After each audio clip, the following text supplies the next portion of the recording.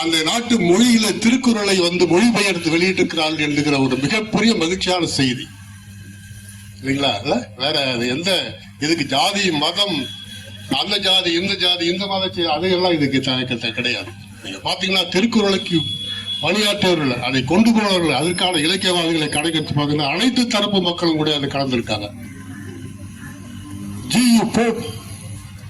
போப்பாண்டவர் தெரியும் உங்களுக்கு. GU. Pope கிட்ட கூட ஒரு வெளிநாட்டு அறிஞர் பேசும்போது நான் திருக்குறளை கற்றுக்கொள்ள வேண்டும் என்று தன்னுடைய அந்த ஒரு விருப்பத்தை சொல்லி இருப்பதாக செய்திகள் உண்டு.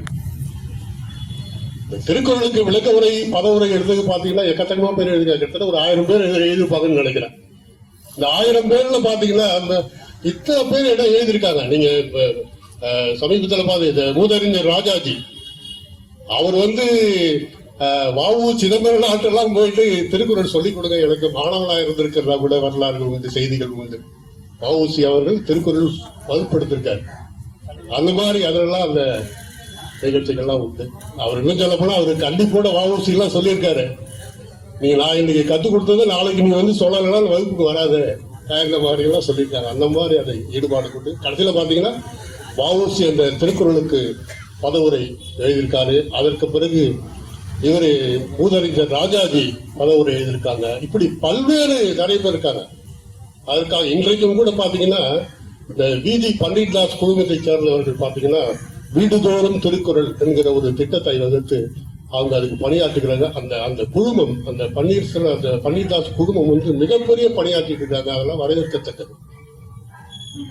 அதே மாதிரி திருக்குறள் தனி மனிதனாகட்டும், இலக்கியம் சார்ந்தாகட்டும், அரசியல் கட்சிகளாகட்டும், பல்வேறு அமைப்புகள் பாத்தீங்கன்னா இந்த திருக்குறளை முன்னெடுத்து சென்றிருக்கிறார்கள்.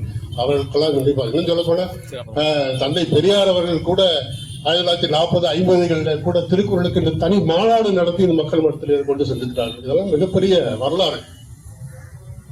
அந்த வரலாற்று சிறப்புமிக்க இந்த திருக்குறள் இன்னைக்கு குடுவாஞ்சேரியில கடந்த 10 ஆண்டுகளாக ஐயா திருநாவுக்கரசர்கள் அதை ஏற்படுத்தி நடத்தி கொண்டு அதை முன்னெடுத்து செல்கிறார்.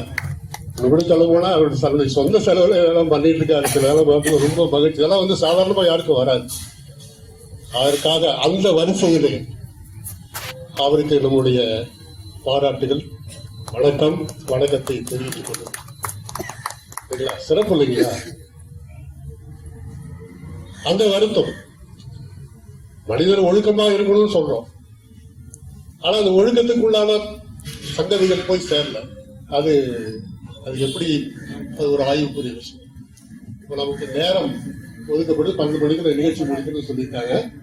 அதுக்கிடையில இப்ப நம்ம பட்டிமன்றத்தை ஆரம்பிச்சிடலாம். பட்டிமன்றம் என்ற ஒரு கருத்துரையா கூட எடுத்துக்கலாம்.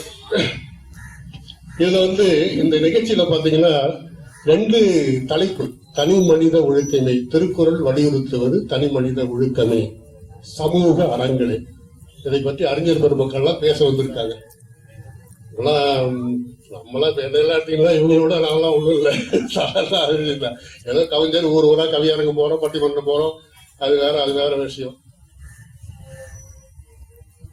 ஒரு நிகழ்ச்சி நான் இங்க சொல்லி ஆகணும், ஆனாலும் பரவாயில்ல.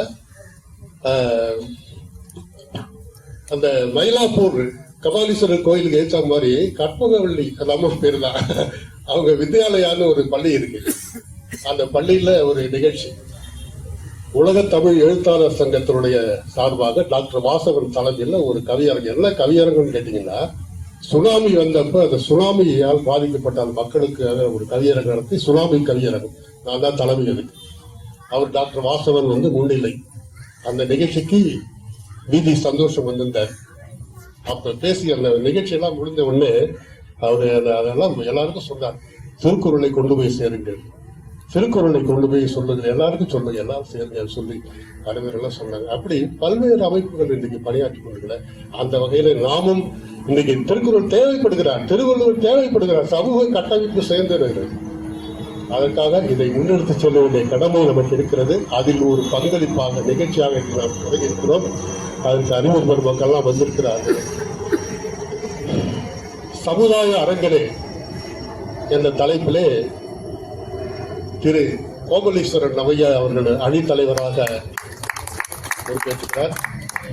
ஐயா ஆசிரியராக பணியாற்றியவர். இலக்கிய பேச்சாளர், தமிழ் ஆர்வலர், இன்னும் பல சிறப்புகள் இருக்கு அவருக்கு. அவரு இந்த நிகழ்ச்சியில பங்கேற்றுக் கொண்டதற்கு ரொம்ப மகிழ்ச்சி. அடுத்ததாக திருமதி ராதா கிரிதரன்,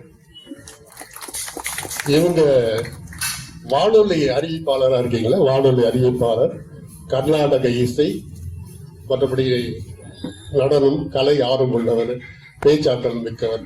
அவரு நம்ம எழில்மணி அவர்கள் தான் இவங்களை இங்கே கொண்டு வந்து அறிமுகப்படுத்தினார். அந்த அளவுக்கு அவர். அடுத்ததாக ஒரு அறிஞர் இருக்கிறாங்க, அந்த கவிஞர் எழுத்தாளர் திரு ஆரோக்கிய பிரிட்டோ அவர்கள். ஆரோக்கிய அவரு ஒரு நூலாசிரியர், கவிஞர். இன்னும் ஒரு சிறப்பான செய்தி அவர் பற்றி சொல்லணும்னு கேட்டீங்கன்னா, சரித்திரம் படைப்போம் அப்படின்னு ஒரு வலைதளம் மூலமாக நிகழ்ச்சியை நடத்திக் கொண்டு தமிழுக்கு மிகப்பெரிய பங்களிப்பு செய்து கொண்டிருக்கிறார்.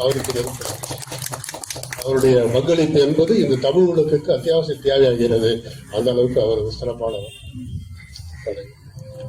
அடுத்தபடியாக திரு எழில்மணி, இப்போ புலவர், கவிஞர். அவர் பத்தி அந்த குறிப்புகள் எல்லாம் பார்க்கும்போது பாத்தீங்கன்னா, அவர் நிறைய பேச்சாளராக இருந்திருக்காரு, கலையரங்கம் மேடைகள்லாம் போயிருக்காரு. உங்களுக்கு என்ன ஐயா வயசு சொல்லுங்க? சொல்லுங்க, பரவாயில்ல சொல்லுங்க. 40 நெருங்குது. அப்படிங்களா? என்னை விட ஒரு வயசு பெரிய இருப்பீங்க.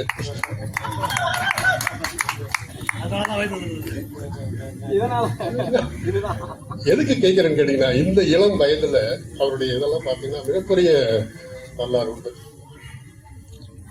37 வயதில் எனக்கு புதுமையை அளித்திருக்கிறது என்னுடைய முதல் நூல்ல என்னுடைய பதிவு பண்ணிட்டு இருந்தேன். அதை ஒரு அச்சகத்துல பார்த்துட்டு சுரதா எனக்கு அழைப்பு கொடுத்தார், அந்த பையனை வர சொல்லுங்க. அவர் கொஞ்சம் கலோக்கியெல்லாம் பேசுவார்.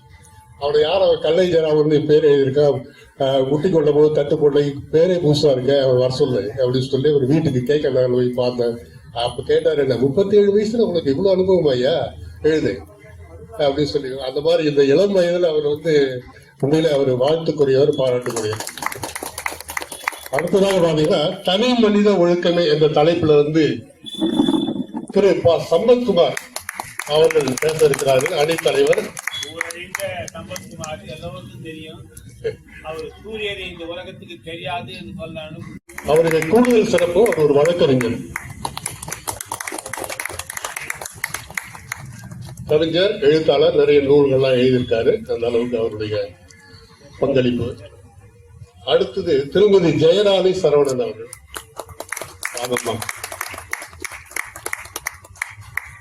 இவங்க கூட வானொலியில தான் பணியாற்றிருக்கின்ற ஒப்பனை கலைஞராக இருக்க, குரல் வழக்கறிஞர், நடனம், அந்த மாதிரி இந்த மாதிரி நிகழ்ச்சிகள்லாம் சிறப்பித்துக் கொண்டிருக்காங்க. அவர்களுக்கெல்லாம் நம்ம நீங்க இந்த நிகழ்ச்சிக்கெல்லாம் வந்தது ரொம்ப சந்தோஷமா. அவரு எழில்மணி ஐயா தான் சொன்னாரு. நாங்க அந்த நிகழ்ச்சி தயாரிக்கும் போது கூட சில ஒரு 3 பேர் போடும்போது இந்த நேம் எல்லாம் விடுபட்டு போய், அதுக்காக அவரு இல்ல ஐயா சொல்லி இல்ல ஐயா பேசலாம் சரி, அப்ப எங்க திறமைகள்லாம் நம்ம பயன்படுத்திக் கொள்ள வேண்டும் என்கிற உங்களெல்லாம் வரவேற்ற வாழ்த்துக்கள். அடுத்ததாக திரு அதிகமான் அவர்கள், கவிஞர், எழுத்தாளர், கிட்டத்தட்ட ஒரு 30-35 புத்தகம் எழுதியிருக்காரு. அவருடைய நூல்கள்லாம் கூட இன்னைக்கு இதுல புத்தக கண்காட்சியிலாம் இடம்பெற்று இருக்குது. இப்ப அன்னையில தான் எனக்கு ஒரு 3 வருஷமா தான் அவர் அறிமுகமானாரு. ரொம்ப எழுதியிருக்காரு. ஒருத்தர் கூட எங்கிட்ட கூட கேட்டாரு, இப்ப போன பங்கன்ல இவரு வந்தாருல்ல, புலவர் ராமலிங்கம் அவர் கூட இங்க பேசிட்டு போகும்போது குருவாஞ்சேரி இந்த அளவுக்கு சிறப்பா இலக்கியவாதிகள்லாம் கொண்டிருக்கிறது, இலக்கியவாதிகள்லாம் கொண்டிருக்கா, இவ்வளவு பெரிய ரொம்ப ஆச்சரியப்பட்டு போனாங்க. அந்த அளவுக்கு இதற்கு அணிசு இருக்கிறவர்கள் அவர் அந்த மாதிரி ஒரு. அடுத்ததாக திரு நாகை சரவணன் அவர்கள் வாங்க. உங்களுடைய வரவு நல்வரவாகிய ஒரு வானொலி அறிவிப்பாளராக இருக்காரு, அங்கேயும் பணியாற்றிக் கொண்டிருக்கிறார். இசைக்கலைஞர், நிகழ்ச்சி தொகுப்பாளர், இப்படி பன்முக தன்மை கொண்டவர். உங்க மூலியமா இந்த குடுவாஞ்சேரி தமிழ் இலக்கிய திருவள்ளுவர் பாரு மக்கள் மத்தியில் போய் சேரும். அதுக்கு உங்களுடைய பங்களிப்பு தேவைப்பட வேண்டும் அப்படின்னு சொல்லி இந்த நிகழ்ச்சியை தொடர்ந்து வைக்கிறேன். நேரம் பேசிட்டே போலாம். திருவள்ளுவர், திருக்குறள் இதை பத்தி எல்லாம் பேசலாம், பேசிட்டே போலாம். நேரம் பத்தாது, காலம் பத்தாது. இப்ப நம்ம நிகழ்ச்சியை முடிச்சாகணும். இதுல முதல் அடியாக தனி மனித ஒழுக்கமே அப்படின்ற அணியில திரு ப. சம்பத்குமார் வழக்கறிஞர் அணியினை பேசி தொடங்கி வைப்பார்கள்.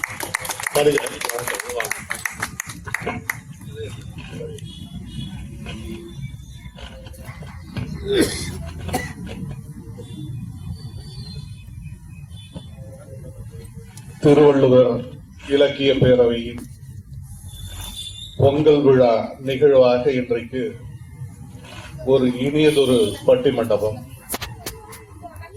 சுவையானதும் கூட. பல்வேறு நிகழ்ச்சிகள் தொலைக்காட்சியிலே ஓடிக்கொண்டிருந்தாலும் அவற்றையெல்லாம் விரட்டிவிட்டு இங்கே தமிழ் பருக வந்திருக்கிற அத்துணை தமிழ் அறிஞர்களையும் அன்போடு பணிந்து வணங்குகிறோம். இதுதான் திருக்குறள் செய்திருக்கிற மாயம். இன்றைக்கு தலைப்பு திருக்குறள் வலியுறுத்துவது தனி மனித ஒழுக்கமே என்றும் சமுதாய அறங்களா என்றும் ஒரு கேள்வியை எழுப்பியிருக்கிறார்கள்.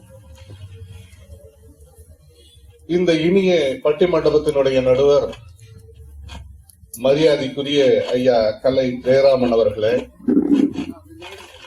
பல்வேறு நெடுங்காலமாக இந்த இலக்கிய பேரவையை நீரில்லா குளத்தினில் தடாகத்தில் நடுவர் அவர்களுக்கு பயனாடை அணிவித்து மகிழ்கிறோம்.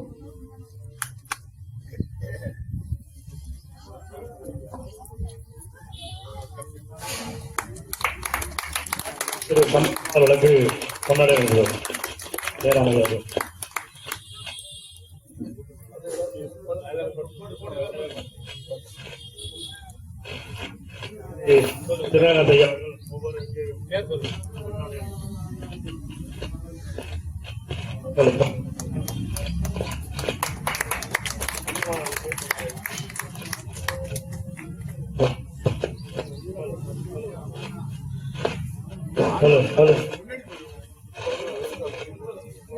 அவருக்கு கொண்டாட நினைப்பார்.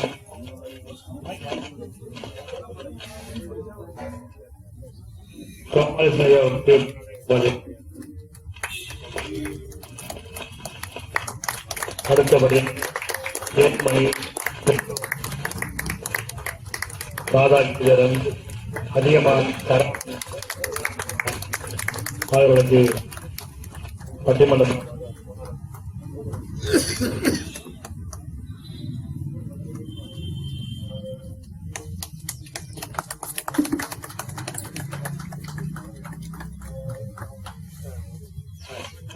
பேச ஆரம்பிக்கலாம்.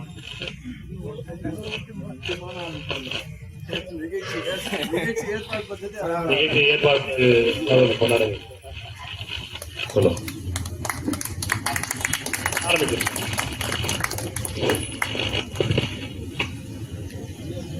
தனி எதிரணியாக இருந்தாலும் கூட அவர்களில் ஒருவருக்கு பயனாடை அணிவிக்காத போது நாங்கள் தொடங்கி பேசுவது என்பது சரியாக இராது என்ற ஒழுக்கத்தை கடைபிடித்துக் கொண்டிருக்கிற அணியைச் சேர்ந்தவர்கள்.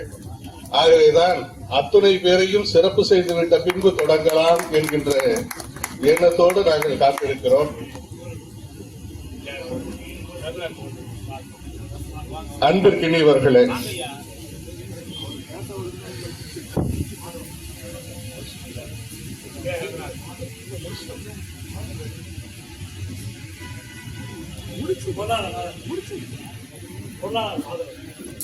பொருளாளர் மாதவன் அவர்களுக்கு பயனாடை அணிவித்து சிறப்பு செய்யப்படுகிறது.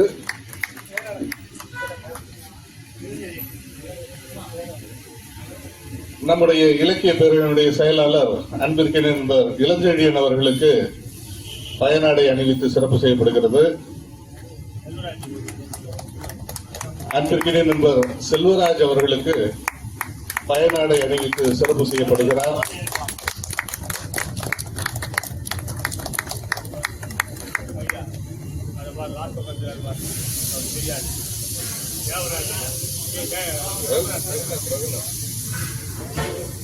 ஐயா ரகுநாத் அவர்களுக்கு பயனாடை அணிவிக்கப்படுகிறது.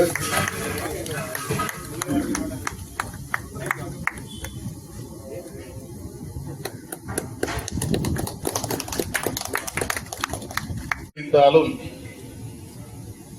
வேண்டிய காற்றே கூட வீசாமல் போனாலும் இந்த திருவள்ளுவர் இலக்கிய பேரவை தன்னுடைய பணியை எந்த நேரத்திலும் தொடர்ந்து நடத்திட உறுதுணையாக இருந்து இயங்கிக் கொண்டிருக்கிற இந்த மன்றத்தினுடைய மதிப்புறு தலைவர் அன்பிற்கினி ஐயா திருநாவுக்கரசு உடையார் அவர்களே, அவர் பண்பு உடையார், பாசமுடையார், தமிழின் மீது பற்றுடையார் என்பதனால் அவர் உடையார் என்றோமே தவிர, வருகை தந்திருக்கிற அத்துணை பண்பாளர்களே, என்றாலும் எதிர்கட்சியில் இருந்து என்னோடு உரையாட மகிழ்ந்து சிறப்பு ஆற்ற வருகை தந்திருக்கிற கோமலீஸ்வரன் ஐயா அவர்களே, எதிரணி சார்ந்த அன்பு நண்பர்களே, கொடுத்திருக்கிறது 5 நிமிஷம், அதனால அதுக்கு முன்னாடி எல்லார் பெயரையும் சொல்ல வேண்டும் என்கின்ற ஆவல் இருந்தாலும் கூட காலம் அனுமதிக்காத காரணத்தால் வந்திருக்கிற அத்துணை தமிழறிஞர்களையும் பணிவோடு என் செந்தமிழால் வணங்கி மகிழ்கிறோம். அன்பிற்குரியவர்களே, திருக்குறள் என்பது இன்றைக்கு மாணவர்களை பொறுத்தவரை எடுத்துக்கொண்டால் அது ஒரு மனப்பாட பகுதி. கொஞ்சம் வளர்ந்த மாணவர்களை எடுத்துக்கொண்டால் எளிய முறையில் மனப்பாடம் செய்து கொண்டு மதிப்பெண்களை பெறுகிற ஒரு பாடல். தமிழ் அறிஞர்களை எடுத்துக்கொண்டால் அது பல்வேறு இலக்கியங்களில் ஒரு இலக்கிய நூலாக, தொன்மையான ஒரு நூலாக, நம்முடைய பாரம்பரியத்தையும் கலாச்சாரத்தையும் உணர்த்துகிற நூலாக என்று பல பரிமாணங்களை கொண்டிருக்கிற வல்லமை திருக்குறளுக்கு உண்டு. நாம் இன்றைய காலகட்டத்தில் இதை பற்றி சொல்ல வேண்டும் என்று சொன்னால், எப்படி இந்திய நாட்டிற்கு ஒரு அரசியல் அமைப்பு சட்டம் எப்படி அனைவரையும் முறைப்படுத்துகிறதோ, அப்படி இந்த மனித குலத்திற்கு வாழ்வியலை ஒழுங்குபடுத்துகிற பண்பை பெற்றிருக்கிற ஒரே ஒரு நூல், முழுமையாக எல்லா பக்கங்களிலும் இருந்தும் வழி நடத்துகிற ஒரே நூல் திருக்குறள். அதற்காக மற்ற இலக்கியங்களை எல்லாம் குறை சொல்வதாக பொருள் அல்ல. அவை அவற்றுக்கு உரியனவற்றை பாடி சென்றிருக்கிறது. ஆனால் ஒட்டுமொத்த சமுதாயத்திற்காகவும் உயிர்களுக்காகவும், சமுதாயம் மனித சமுதாயம் என்று மட்டுமல்ல, உயிர்களுக்காகவும் பாடப்பட்டிருக்கிற, கட்டமைக்கப்பட்டிருக்கிற, சட்டமாக்கப்பட்டிருக்கிற, வழிமுறைகளை காட்டி இருக்கிற ஒரே நூல் திருக்குறள். இப்ப இந்த திருக்குறள் இன்றைக்கு நம்முடைய நிலையிலிருந்து முழுமையாக சென்று சேர்கிறதா அப்படின்னா, அதுல அவரே சொல்றார், கற்க கசடர கற்பவை கற்ற பின் நிற்க அதற்கு தக அப்படின்னு சொல்றார். கற்கிறோம், எல்லாவற்றையும் கற்கிறோம், முழுமையாக கற்கிறோமா என்றால் அதில் ஒரு கேள்விக்குறி. அதற்கு அடுத்து அதனை செம்மையாக கற்கிறோமா என்றால் அதுவும் ஒரு வினாக்குறி. இதற்கு அடுத்ததாக கற்றவைகளின்படி நாம் நடக்கிறோமா என்று சொன்னால் அது மிக மிக வியப்புக்குரியாகிறது. ஆக வியப்புக்குள்ளாக்குகிற வகையில் தான் இன்றைக்கு திருக்குறளை நாம் பயன்படுத்திக் கொண்டிருக்கிறோமே ஒழிய, அந்த திருக்குறள் முடிந்த கருத்துக்களை இன்றைக்கும் நம்முடைய வாழ்வில் முழுமையாக பதித்துக் கொண்டு செம்மையாக அதன் வழி நின்று நடக்கிறோமா என்று சொன்னால் அது இன்னமும் முழுமையாக நடைபெறவில்லை என்பதை ஒப்புக்கொண்டு தான் ஆக வேண்டும். அதற்கு காரணம்தான் என்ன என்று ஆய்ந்து பார்க்கிற போது இன்று செய்தித்தாள்களிலே வருகிற பல்வேறு விதமான செய்திகள், தொலைக்காட்சிகளிலே வந்து கொண்டிருக்கிற பல்வேறு விதமான செய்திகள், இவையெல்லாம் வருவதற்கு காரணம் நாம இல்லை என்கின்ற ஒன்றே ஒரு அடிப்படையில் தான் நடக்கிறது. ஆக இங்கே தலைப்பு, நாங்கள் எங்களை பொறுத்தவரை முதலில் நடுவருக்கு வலப்பக்கத்தில் அமர்ந்திருக்க வேண்டும். அதுதான் தலைப்பில் முன்னால் இருக்கக்கூடிய தனி மனித ஒழுக்கம். அழைப்பிதழில் அப்படித்தான் அச்சடிக்கப்பட்டிருக்கிறது. ஆனால் அப்படி அழைக்கப்படவில்லை. ஆனாலும் கூட நாங்கள் அதனையும் ஏற்றுக்கொண்டு இந்த பக்கம் வந்து இருக்கிறோம். இந்த பக்கம் எங்களை அவர்கள் தள்ளிவிட்டாலும் கூட வள்ளுவர் கூட எங்களுக்கு அருகில்தான் அமர்ந்திருக்கிறார் என்பதை புரிந்து கொள்ள வேண்டும். ஆக ஒன்றை தெளிவாக சொல்ல வேண்டும் என்று சொன்னால், சமுதாயம் என்பது தனி மனிதர்களின் கூட்டு. அதுதான் சமுதாயம். ஒவ்வொரு தனி மனிதனும் சேர்ந்ததுதான் சமுதாயம்.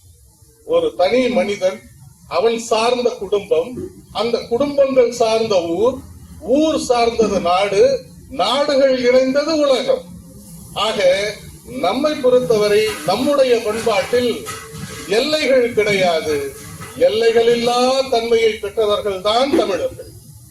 நமக்கென்று ஒரு எல்லையே கிடையாது. எந்த இடத்தில் கேட்டாலும் யாதும் ஊரே யாவரும் கேளீர் என்று உயர்ந்த சிந்தனையில் நாம் சொன்னோம். ஆனால் அந்த சொல்லிய அத்துணை பேரும் யார் என்று சொன்னால் தனி மனிதர்களாக இருந்து தன்னுடைய பட்டறிவினால் இப்படி எல்லாம் நிகழும், இப்படி கையாண்டால் இந்த சிக்கலில் இருந்து மீண்டு எழ முடியும் என்கின்ற சூக்குமத்தை நமக்கு சொல்லிக் கொடுத்தது தமிழ் இலக்கியங்கள். அதில் முதன்மை வகிப்பது திருக்குறள். நாம் ஒரு இடத்தில் ஒரு அறக்கொடை கொடுக்கிறோம் என்று சொன்னால் அந்த கொடையை கொடுத்தவர்கள் யார்? ஐயா இங்க வந்த உடனே சொன்னாங்க, இந்த புத்தகத்தை யார் கொடுத்தாங்க, அவங்க பேரை எழுதுங்க, அது அவங்களுக்கு தெரியணும், யார் கொடுத்தாங்கன்னு தெரியணும், அதுதான் மகிழ்ச்சி என்று சொன்னார்கள்.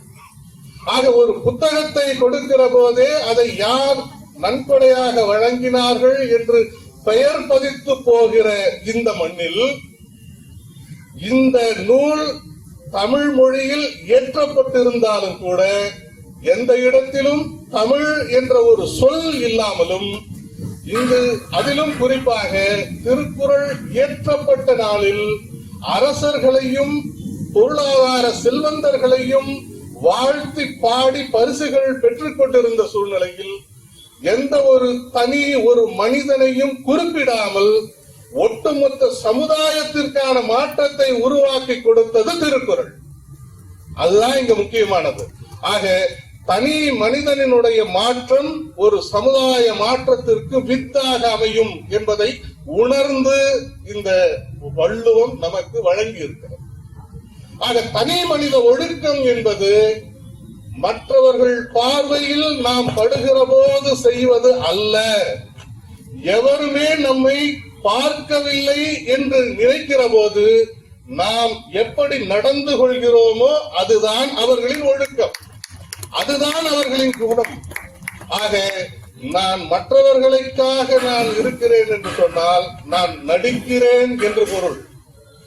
நான் நானாக எப்பொழுதும் இருக்கிறேன் என்று சொன்னால் நான் நல்லவனாக சரியானவனாக செதுக்கப்பட்டிருக்கிறேன் என்று பொருள். ஆக அவ்வகையில் பார்க்கிற போது தனி மனித ஒழுக்கம் என்பதுதான் முதன்மையானது. அந்த தனி மனித ஒழுக்கம் தான் சமுதாயத்தை சீரமைக்கிறது. இன்னும் இதுல நிறைய சான்றுகள் இருக்கிறது. செயலாளர் அங்கிருந்து மணிக்கட்டை காட்டி காட்டி சொல்லிக் கொண்டிருக்கிறார். நாங்கள் மணிக்கட்டை பார்ப்போம், காலத்தையும் பார்ப்போம், காலத்தை வென்ற திருக்குறளையும் பார்ப்போம். அதில் சொல்ல வேண்டிய கருத்துக்களையும் மற்றவர்களுக்காக நான் இப்பொழுது சொல்லிவிட்டால் அவர்கள் என்ன பொருண்மைகளை இங்கு கொண்டு வந்திருக்கிறார்கள் என்று எங்களுக்கு தெரியாது. நாங்கள் ஒருவருக்கு ஒருவர் பேசிக்கொண்டு வரவில்லை. ஆகவே அவர்கள் என்ன கருத்துக்களை சொல்கிறார்களோ அவற்றையெல்லாம் கேட்டுக்கொண்டு அவர்கள் என்ன சொல்லாமல் கால மேலாண்மை தெரியாது என்பது இல்லை.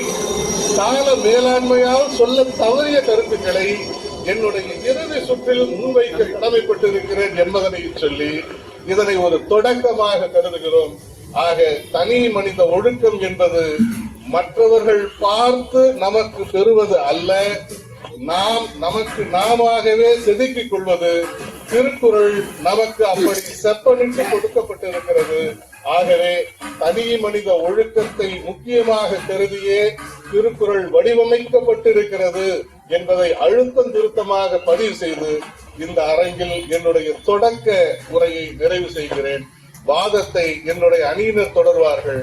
இறுதியில் அதற்கு உரம் சேர்ப்பது போல் என்னுடைய வாதமும் வரும் என்பதை சொல்லி வாய்ப்பளித்தமைக்கு நன்றி சொல்லி விடைபெறுகிறேன். நன்றி, வணக்கம். நன்றி நன்றி.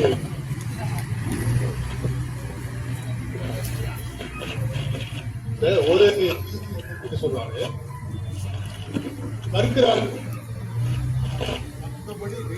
என்பது கேள்விக்குரிய.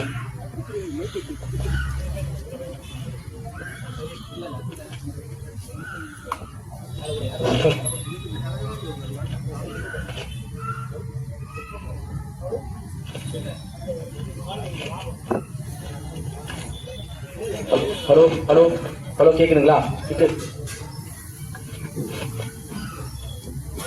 கற்களை அவர்கள் எடுத்துக்கொண்டு எப்படி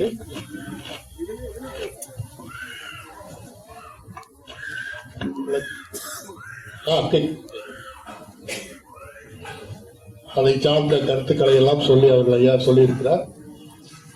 அடுத்ததாக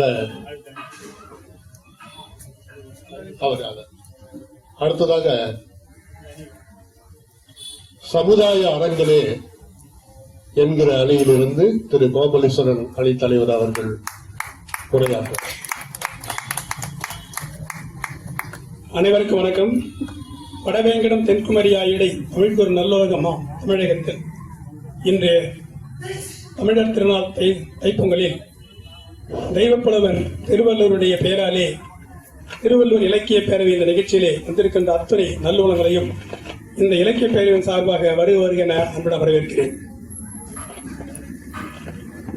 இந்த திருக்குறள் இயற்றிய திருக்குறளில் 3 பெரும் பிரிவுகளாக அறம் பொருள் இன்பம் எனவும் 9 இயல்களாகவும் 133 அதிகாரங்களாகவும் 1330 திருக்குறளாகவும் எழுதியிருக்கிறார்கள். இதிலே இந்த 3 பெரும் பிரிவுகளிலே முக்கியமானதாக இருக்கிறது அறத்துப்பால்.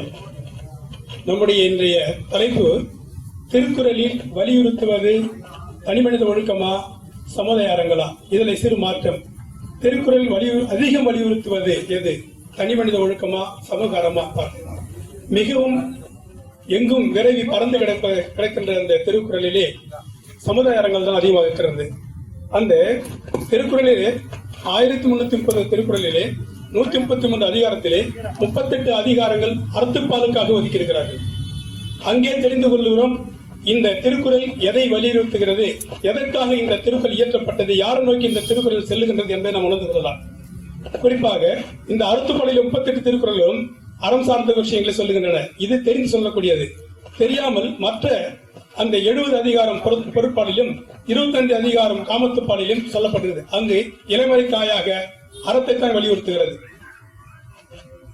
இது எதிரணியை சொன்ன மாதிரி தனி மனித ஒழுக்கத்துக்கு அல்ல. இது ஒருவர் சாப்பிடும் சொம்பு நீர் அல்ல. இது பல பேர் சேர்ந்த கிணற்று நீர், குளத்து நீர், ஆற்று நீர், கடல் நீர். ஏன்னா அங்கங்கு இருந்தால்தான் அவர்கள் தேவைக்கேற்ப அங்கே பயன்படுத்த முடியும். அப்படித்தான் எந்த மக்கள் என்ன தேவையோ அது இது திருக்குறளை எடுத்துக்கொள்ளலாம். அப்படிப்பட்ட ஒரு திருக்குறளை இந்த மக்கள், இன்று தமிழக மக்கள், இந்த நாடு பொருட்படுத்தவில்லை என்கிற ஆதங்கம் தலைவர் ஐயா அவர்கள் சொன்னார்கள். உண்மையாகவே தமிழருடைய உலக மக்களுடைய வாழ்வியல் நூல் இது, அறநூல் இது, சமூக கட்டமைப்புக்காக கட்டப்பட்ட ஒரு தெய்வ நூல் இது. தெய்வம் எப்படி எல்லாருக்கும் பொதுவானவையோ அப்படியே திருக்குறளும் எல்லாருக்கும் பொதுவானவை. இது அதுதான் அன்று வரை இந்த வரை பட்டி தொட்டி முதல் ஏழை எளிய மக்கள் வரை இனம் மதம் மொழி நாடு கடந்து அத்தனையும் கவர்ந்து இன்று பல்நோக்கி வாழ்ந்து இன்னைக்கு எல்லாரும் பரவி கிடக்கிறது.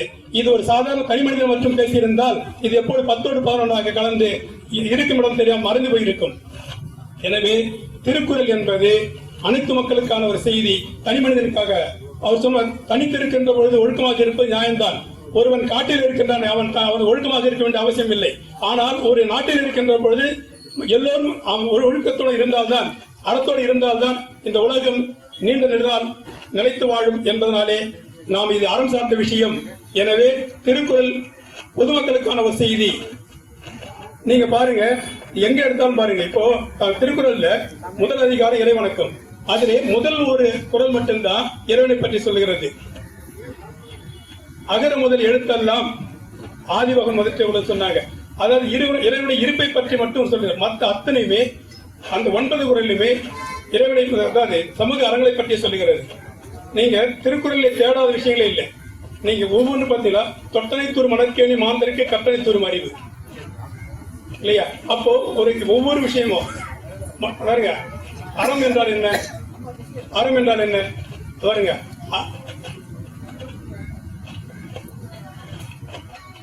அறம் என்பது அழுக்காடு, அவா, வெகுளி, இன்னா சொன்னான் இழுக்கா என்பது அறம். அழுக்காடு பேராசை, அவா கோபம், வெகுளி முன்கோபம், அடுத்து இன்னா சொல் கடிஞ்சல். இது இல்லையமா இருந்தாலும் அறம் தான். இதை கடந்த திருவள்ளுவர் சொல்றாரு, மனசுக்கு மாசிலாம் ஆதார் அனைத்தும் ஆகுனை நிரபரன் சொல்றாரு. நீ மனதிலே மாசு இல்லாமல் இருந்தாலே போதும், அதுவே அறம் என்று சொல்றார். இப்படி ஒரு பெரிய கட்டமைக்கப்பட்ட சமூகத்திலே தனி மனித ஒழுக்கத்தை விட அறம் சார்ந்த கருத்துக்களை எல்லோரும் கடைபிடிக்கின்ற பொழுதுதான் இந்த சமூகம் நீண்ட காலம் நீடித்து வாழும், இல்லையா? திருவள்ளுவர் எதை நோக்கி பயன்படுத்தினாரோ அது எல்லாம் இங்கு வரும் என்று சொல்லி என் வாழ்க்கை நடைமுறையில் நடைபெறுகிறது. கோபாலேஸ்வரர் அவர்கள் நல்ல நல்ல நல்ல கருத்துக்களை எல்லாம் சொல்லி தன்னுடைய முதல் பதிவு செய்திருக்கிறார். அடுத்தபடியாக அடுத்து தனி மனித ஒழுக்கமே என்கிற அணியிலிருந்து ஜெயராணி சரவணன் அவர்கள் நீங்க எடுத்தது இந்த நம்பருக்கு அனுப்பிச்சு. இங்கே கூடியிருக்கும் அவையோர் அனைவருக்கும் எனது வணக்கம். நானும் சொல்லலாம், மாயண்ண வந்திருக்காங்க, நம்ம மக்கச்சாமி வந்திருக்காங்க, மற்றும் நம்ம உறவினர்கள் எல்லாரும் வந்திருக்காங்க அப்படின்னு சொல்றேன்னா, ஆனா எனக்கு கொடுத்திருக்கிற நேரம் ரொம்ப கம்மி. அதனால என்னால இந்த நேரத்துக்குள்ள என்ன கருத்துக்களை சொல்ல முடியுமோ அதை சொல்லிட்டு போறேன். ஐயா, நமக்கு கொடுத்திருக்கிற தலைப்பு என்னன்னு பாத்தீங்கன்னா தனி மனித ஒழுக்கம் தான். நமக்கு முன்னாடி பேசின கோபாலேஸ்வரன் ஐயாவே எனக்கு நிறைய பாயிண்ட்ஸ் கொடுத்துட்டு போயிருக்காரு. அது எப்படின்னா, அறம் எனப்பட்டது அப்படின்னு என்னன்னா பேராசை இருக்கக்கூடாது. இதெல்லாம் தனி மனித ஒழுக்கத்துல தானே வருது. பொறுமை இருக்கணும், பேராசை இருக்கக்கூடாது, வெகுளி தனம், இதெல்லாம் கோபம் இருக்கக்கூடாது. இதெல்லாம் தனி மனித ஒழுக்கத்துலதான் இருக்கு இல்லையா? ஒவ்வொரு தனி மனிதனும் சேர்ந்து கட்டமைக்கப்படுவதுதான் சமுதாயம் இல்லையா? அந்த தனித்தனி மனிதன் தன்னுடைய ஒழுக்கத்துல சிறந்து விளங்கும் போதுதான் ஒரு சமுதாயத்தை, அறமுள்ள சமுதாயத்தை வளர்க்க முடியும் இல்லையா? அப்போ இந்த இடத்துல நமக்கு என்ன தேவைப்படுது? ஒரு தனி மனித ஒழுக்கம் தான். அதனாலதான் வள்ளுவர் எல்லாருக்கும் எல்லாத்தையும் சொல்லிட்டு போயிருக்காரு. அவங்கவுங்களுக்கு தேவை என்னவோ அதை எடுத்துட்டு போலாம். எனக்கு மருத்துவம் தேவைன்னா அதுலயும் நான் மருத்துவத்தை எடுத்துக்கலாம். எனக்கு வாழ்வியல் நெறியதான் அவர், நான் இப்படி வாழ்ந்தேங்க, நீங்க இதை செஞ்சா நல்லா வருவீங்க, இதை செய்யலன்னா கெட்டு போவீங்க, இதை எப்படி நீங்க எடுத்துக்கிறீங்களோ அது உங்களுடைய இது அப்படின்னு கொடுத்துட்டு போயிருக்காரு. திருக்குறள் அப்படிங்கிறது ஒரு கடல் போல, இதுல நீங்க என்ன தேடுறீங்களோ எல்லாமே கிடைக்கும். ஆனா எல்லாத்தையும் தேடியும் தனி மனித ஒழுக்கம்ங்கிற அறத்துல நீங்க சிறந்து விளங்கினாதான் சமுதாயம்ங்கிற அந்த அறம் சார்ந்த ஒரு சமுதாயம் அமைறதுக்கு தனி மனித ஒழுக்கம் தான் சிறந்தது இல்லையா? அதனாலதான் எல்லாத்தையும் சொன்ன வள்ளுவர் என்ன சொல்றாருன்னா, ஒழுக்கம் விழுப்பம் தரலாம், ஒழுக்கம் உயிரினும் ஓம்பப்படும் அப்படின்னு சொல்லிட்டு எல்லாத்தையும் எல்லாம் தர அந்த ஒழுக்கத்தை உயிருக்கு மேல கடைபிடிக்கணும் அப்படின்னு நமக்கு சொல்லியிருக்கிறார் இல்லையா? அது மட்டும் இல்லைங்க, ஒருவன் தன்னுடைய இல்லற வாழ்க்கைய அறமா ஏத்து நடத்தினாலே இல்லறம்ன்றத ஒரு அறம் அப்படின்னு சொல்லி இருக்கிறாரு. ஒரு இல்லற வாழ்க்கையில சிறப்பானவன் எப்படி இருக்கணும்னா, இல் வாழ்க்கை எனப்பட்டதே அறம், அது எப்படி வாழணுமா, பிறன் பழிக்காதவாறு வாழணும் அப்படின்னு சொல்றாரு. இந்த இல் வாழ்க்கையில வாழறவன் கூட அந்த தலைவனும் தலைவியும் கொண்ட நட்பானது எப்படி இருக்குது அப்படின்னு சொல்றாரு. அந்த இடத்துல அவர் ஒரு கவிஞரா தன்னை உருவகப்படுத்துகிறார். அங்க பாத்தீங்கன்னா, உயிரோடு உடம்போடு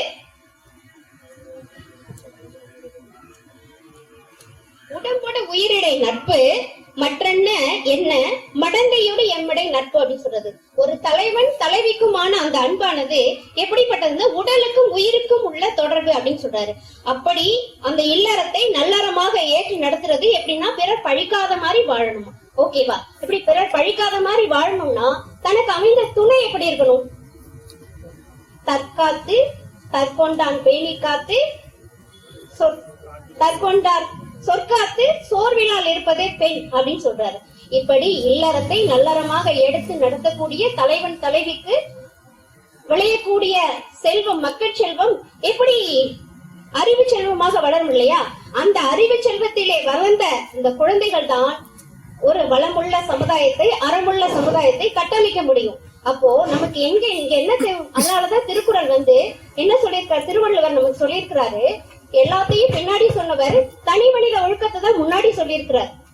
இது தனி மனித ஒழுக்கத்தை கடைபிடிச்சீங்கனாலே இது எல்லாமே கிடைக்கும். நான் என்னுடைய நேரம் தனி மனித ஒழுக்கம்னா என்ன? ஒரு கட்டுப்பாடு, நன்னடத்தை. இந்த நன்னடத்தையின் காரணமா நமக்கு கிடைக்கக்கூடியது என்ன?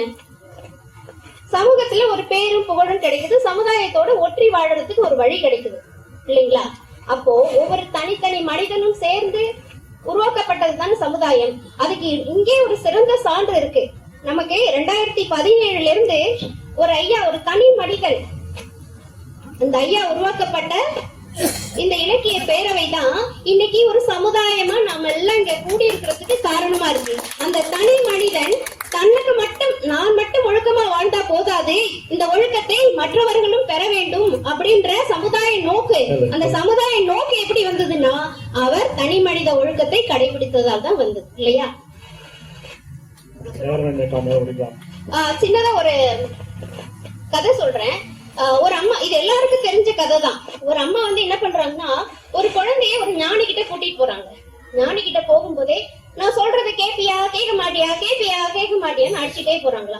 அந்த குழந்தைகிட்டயே நீங்க 2 ஆப்ஷன் கொடுக்குற, சொல்றதை கேப்பியா கேட்க மாட்டியா, சொல்றதை கேப்பியா கேட்க மாட்டியா. அப்ப அந்த குழந்தை என்ன பண்ணும்? எதை எடுக்கிறதுன்னு தெரியாம அழுதுட்டே போறாங்க. அந்த ஞானி கிட்ட போனதும் அந்த அம்மா சொல்றாங்க ஞானிய பார்த்து, ஐயா என் குழந்தை ரொம்ப இனிப்பு சாப்பிடுறான், இதனால அவனுக்கு உடம்புல அடிக்கடி உபாதை வருது, இதனால அவனுக்கும் கஷ்டம், அவனால எங்களுக்கும் கஷ்டம், யாரும் சொல்லியும் கேட்க மாட்டேங்கிறான், நீங்களாவது கொஞ்சம் சொல்லுங்களேன் அப்படிங்கிறார். உடனே அவங்க சொல்றாங்க, இந்த ஞானி அந்த அம்மாவை பார்த்துட்டு, இன்னைக்கு போயிட்டு நாளைக்கு வாங்கல அப்படின்னு சொல்றாங்க. இன்னைக்கு போயிட்டு நாளைக்கு வாங்கன்னு சொல்றதும் அந்த அம்மாவும் போயிடுறாங்க. இப்படியே இந்த ஞானி நாளை வாங்க அப்படின்னு சொல்றாங்க. இந்த நிலையில 3 நாள் கடந்து 3 நாள் கடந்து போன நிலையில அவர் சொல்றாராம், குழந்தை இங்க வா, இனிமே இனிப்பு சாப்பிடக்கூடாது அப்படின்னு சொல்றாராம். உடனே அந்த அம்மா அவங்க சொல்றாங்க, அந்த குழந்தை சமத்தா நான் இனிமே சாப்பிட மாட்டேன் சொல்லி தலையாட்டிட்டு போதான். அப்போ அந்த அம்மாவை பார்த்து, அந்த ஞானியை பார்த்து அந்த அம்மா சொல்றாங்களாம், இதை நாங்க வந்த அன்னைக்கு நீங்க சொல்லிருக்கலாம்ல அப்படின்னு சொன்னாங்களாம். அதுக்கு அந்த ஞானி சொன்னாராம், இல்லங்க எனக்கும் இனிப்பு சாப்பிடுற பழக்கம் இருந்துச்சு, அதை கட்டுப்படுத்திக்கிறதுக்கு 3 நாள் ஆச்சு, நான் ஒருத்தனுக்கு ஒழுக்கத்தை சொல்லணும்னா அந்த ஒழுக்கத்தை நான் கடைபிடிக்கணும்ல அப்படின்னு சொன்னாராம். அதனால வள்ளுவர் சொல்லியிருக்காரு, அந்த ஞானி ராமகிருஷ்ண பரமாத்மா. ஓகேங்களா? அதனால நம்ம என்ன சொல்றோம், ஒரு வளமுள்ள அறமுள்ள சமுதாயம் அமைய வேண்டும் அப்படிங்கறதுதான் வள்ளுவருடைய நோக்கம். அதுல எந்த தவறும் இல்ல. ஆனா அந்த வளமுள்ள அறமுள்ள சமுதாயம் அமையணும் அப்படின்னா தனி மனித ஒழுக்கம் தான் சிறந்தது. வள்ளுவம் வகுத்த ஒழுக்க நெறியில் தனி மனித ஒழுக்கம் ஒரு ஏணிப்படி, அதை நீ ஏறி சென்றால் ஆவாய் ஏய் எப்படி, மீறினால் ஆழ்வாய் ஏன் இப்படி, ஏய் எப்படி வேண்டுமா ஏன் இப்படி வேண்டுமா என்று சிந்தித்து பாருங்கள். நன்றி, வணக்கம்.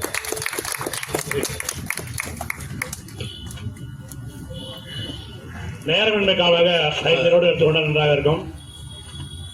நேரம் 12:30 மணி அளவில் இந்நிகழ்ச்சியை முடிக்க வேண்டியுள்ளது. அதனால் பேச்சாளர்கள் அனைவரும் தங்களுடைய கருத்துக்களை சுருக்கமாக சொல்லுவார்கள். அடுத்ததாக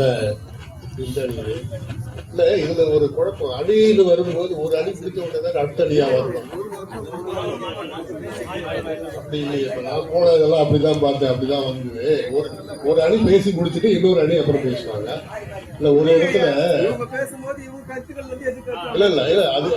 இல்ல அது பல இடத்துல அது மாதிரி மாறி மாறி வருது. ஒரு அணி பேசி முடிச்சு இந்த தர்மபுரி பக்கத்துல ஒரு பட்டிமன்றத்துக்கு போன உடனே இந்த விழா ஏற்பாடுகள் பண்ணிட்டு இருந்தாங்க. நான் அப்படியே நானும் பேசிட்டு இருந்தேன். ஒரு தம்பி அங்கிருந்து வந்தாரு. வள்ளுவன் தன்னை உலகினுக்கே தந்து வான்புகழ் கொண்ட தமிழ்நாடு. வள்ளுவன் அப்படிங்கிறவர் தனி ஒருவனுக்கானவர் அல்ல, அவர் ஒட்டுமொத்த சமுதாயத்தின் சாராம்சம். இது உங்களுக்காக. தனி மனித ஒழுக்கத்தை பத்தி இவங்கெல்லாம் எங்களோட சமுதாயத்துக்கு கூட பேச வந்திருக்காங்க. அப்ப தனியா வீட்டுல பேசிருக்கலாம் முடியாது. தனியா எப்படி நீ வீட்டுல சரி, இது என்ன மாரல் சயின்ஸ் புக்கா இல்ல வேல்யூ எஜுகேஷனா தனியா பேசுறதுக்கு? எனக்கு இவங்க எல்லாம் பேசுறத பார்த்து கை கால் உதற ஆரம்பிச்சிருச்சு. என்னடா இது சம்பந்தமே இல்லாம நம்ம வேற எங்கேயாவது கிளம்பி வந்துட்டோமோன்னு. அப்புறம் அடிக்கடி நடுவர் அவர்கள் அப்பப்போ பாயிண்ட் பேசும்போது இல்ல கரெக்டா தான் இருக்கும், நம்ம ஒரு இடத்துல அமர்ந்திருக்கோம் அப்படின்னு. இங்க வாழ்வோடு வள்ளுவத்தை தந்த வள்ளுவனுக்கு என்னுடைய முதற்கண் வணக்கம். அரங்கில் அமர்ந்திருக்கும் அனைத்து நல் உள்ளங்களுக்கும் எனது பணிவான வணக்கம். எங்கிருந்து ஆரம்பிக்கிறது அப்படின்னு நான் யோசிக்கும் போது அங்கேயே நீங்க 1330 திருக்குறள் 133 அதிகாரங்கள்னு சொன்னாங்க. நீங்க கூட்டி பாருங்களேன். 1330 கூட்டுனா அந்த பூஜ்ஜியத்துக்கு மதிப்பில்லை, 7 வரும். 133 கூட்டினாலும் 7 வரும். அந்த திருவள்ளுவர் அப்படிங்கிற எழுத்தும் 7 எழுத்து. ஆக 7 கடல் தாண்டியும் வண்ணமாய் சமுதாயத்தில் வலம் வந்து கொண்டிருக்கும் வள்ளுவன் எப்படி ஒரு தனிநபருக்கானது? யோசிக்கணும் இல்லையா? நீங்க யோசிக்காம வந்துட்டீங்க. இப்பவாவது தயவு செய்து கொஞ்சம் சிந்தியுங்க. இதுல என்னன்னா எங்களுக்கு ஒரு பெருமையான விஷயம், எதிரணி தலைவர் அவர் பேசும்போது ஆரோக்கியம் விட்டு கை தட்டிக்கிட்டே இருக்காருங்க. இது சமூகம் சார்ந்துதான் வரும் கை தட்டணுங்கிறது. தனி மனிதனாகிய நீங்க யாராவது நாங்க பேசும்போது கை தட்டுறீங்களா? நானும் கேட்டா கூட தட்டல நடுவர் அவர்களே, தட்டி இருக்கணும்ல. இன்னொன்னு நம்ம பார்க்க வேண்டிய விஷயம், இங்க தனி மனித ஒழுக்கம் அப்படிங்கறத பத்தி பேசும்போதே பொன்னாடி போட்டுனாங்கல்ல நடுவர் அவர்களே, அவங்க ஒருத்தருக்கு ஒருத்தர் கொடுத்துக்கிறாங்க. ஏன் நீங்க தனியா செல்ஃபா வச்சுக்க வேண்டியதானே, பொன்னாடிய உங்க மடியிலே வச்சுக்க வேண்டியது, இல்ல வச்சுக்கிட்டே பேச வேண்டியது. அடுத்தவங்க உங்களுக்கு தேவைப்படுறாங்கல்ல. ஆக சமூகத்தோட ஒட்டுனாதானே அந்த பண்பு வரும்.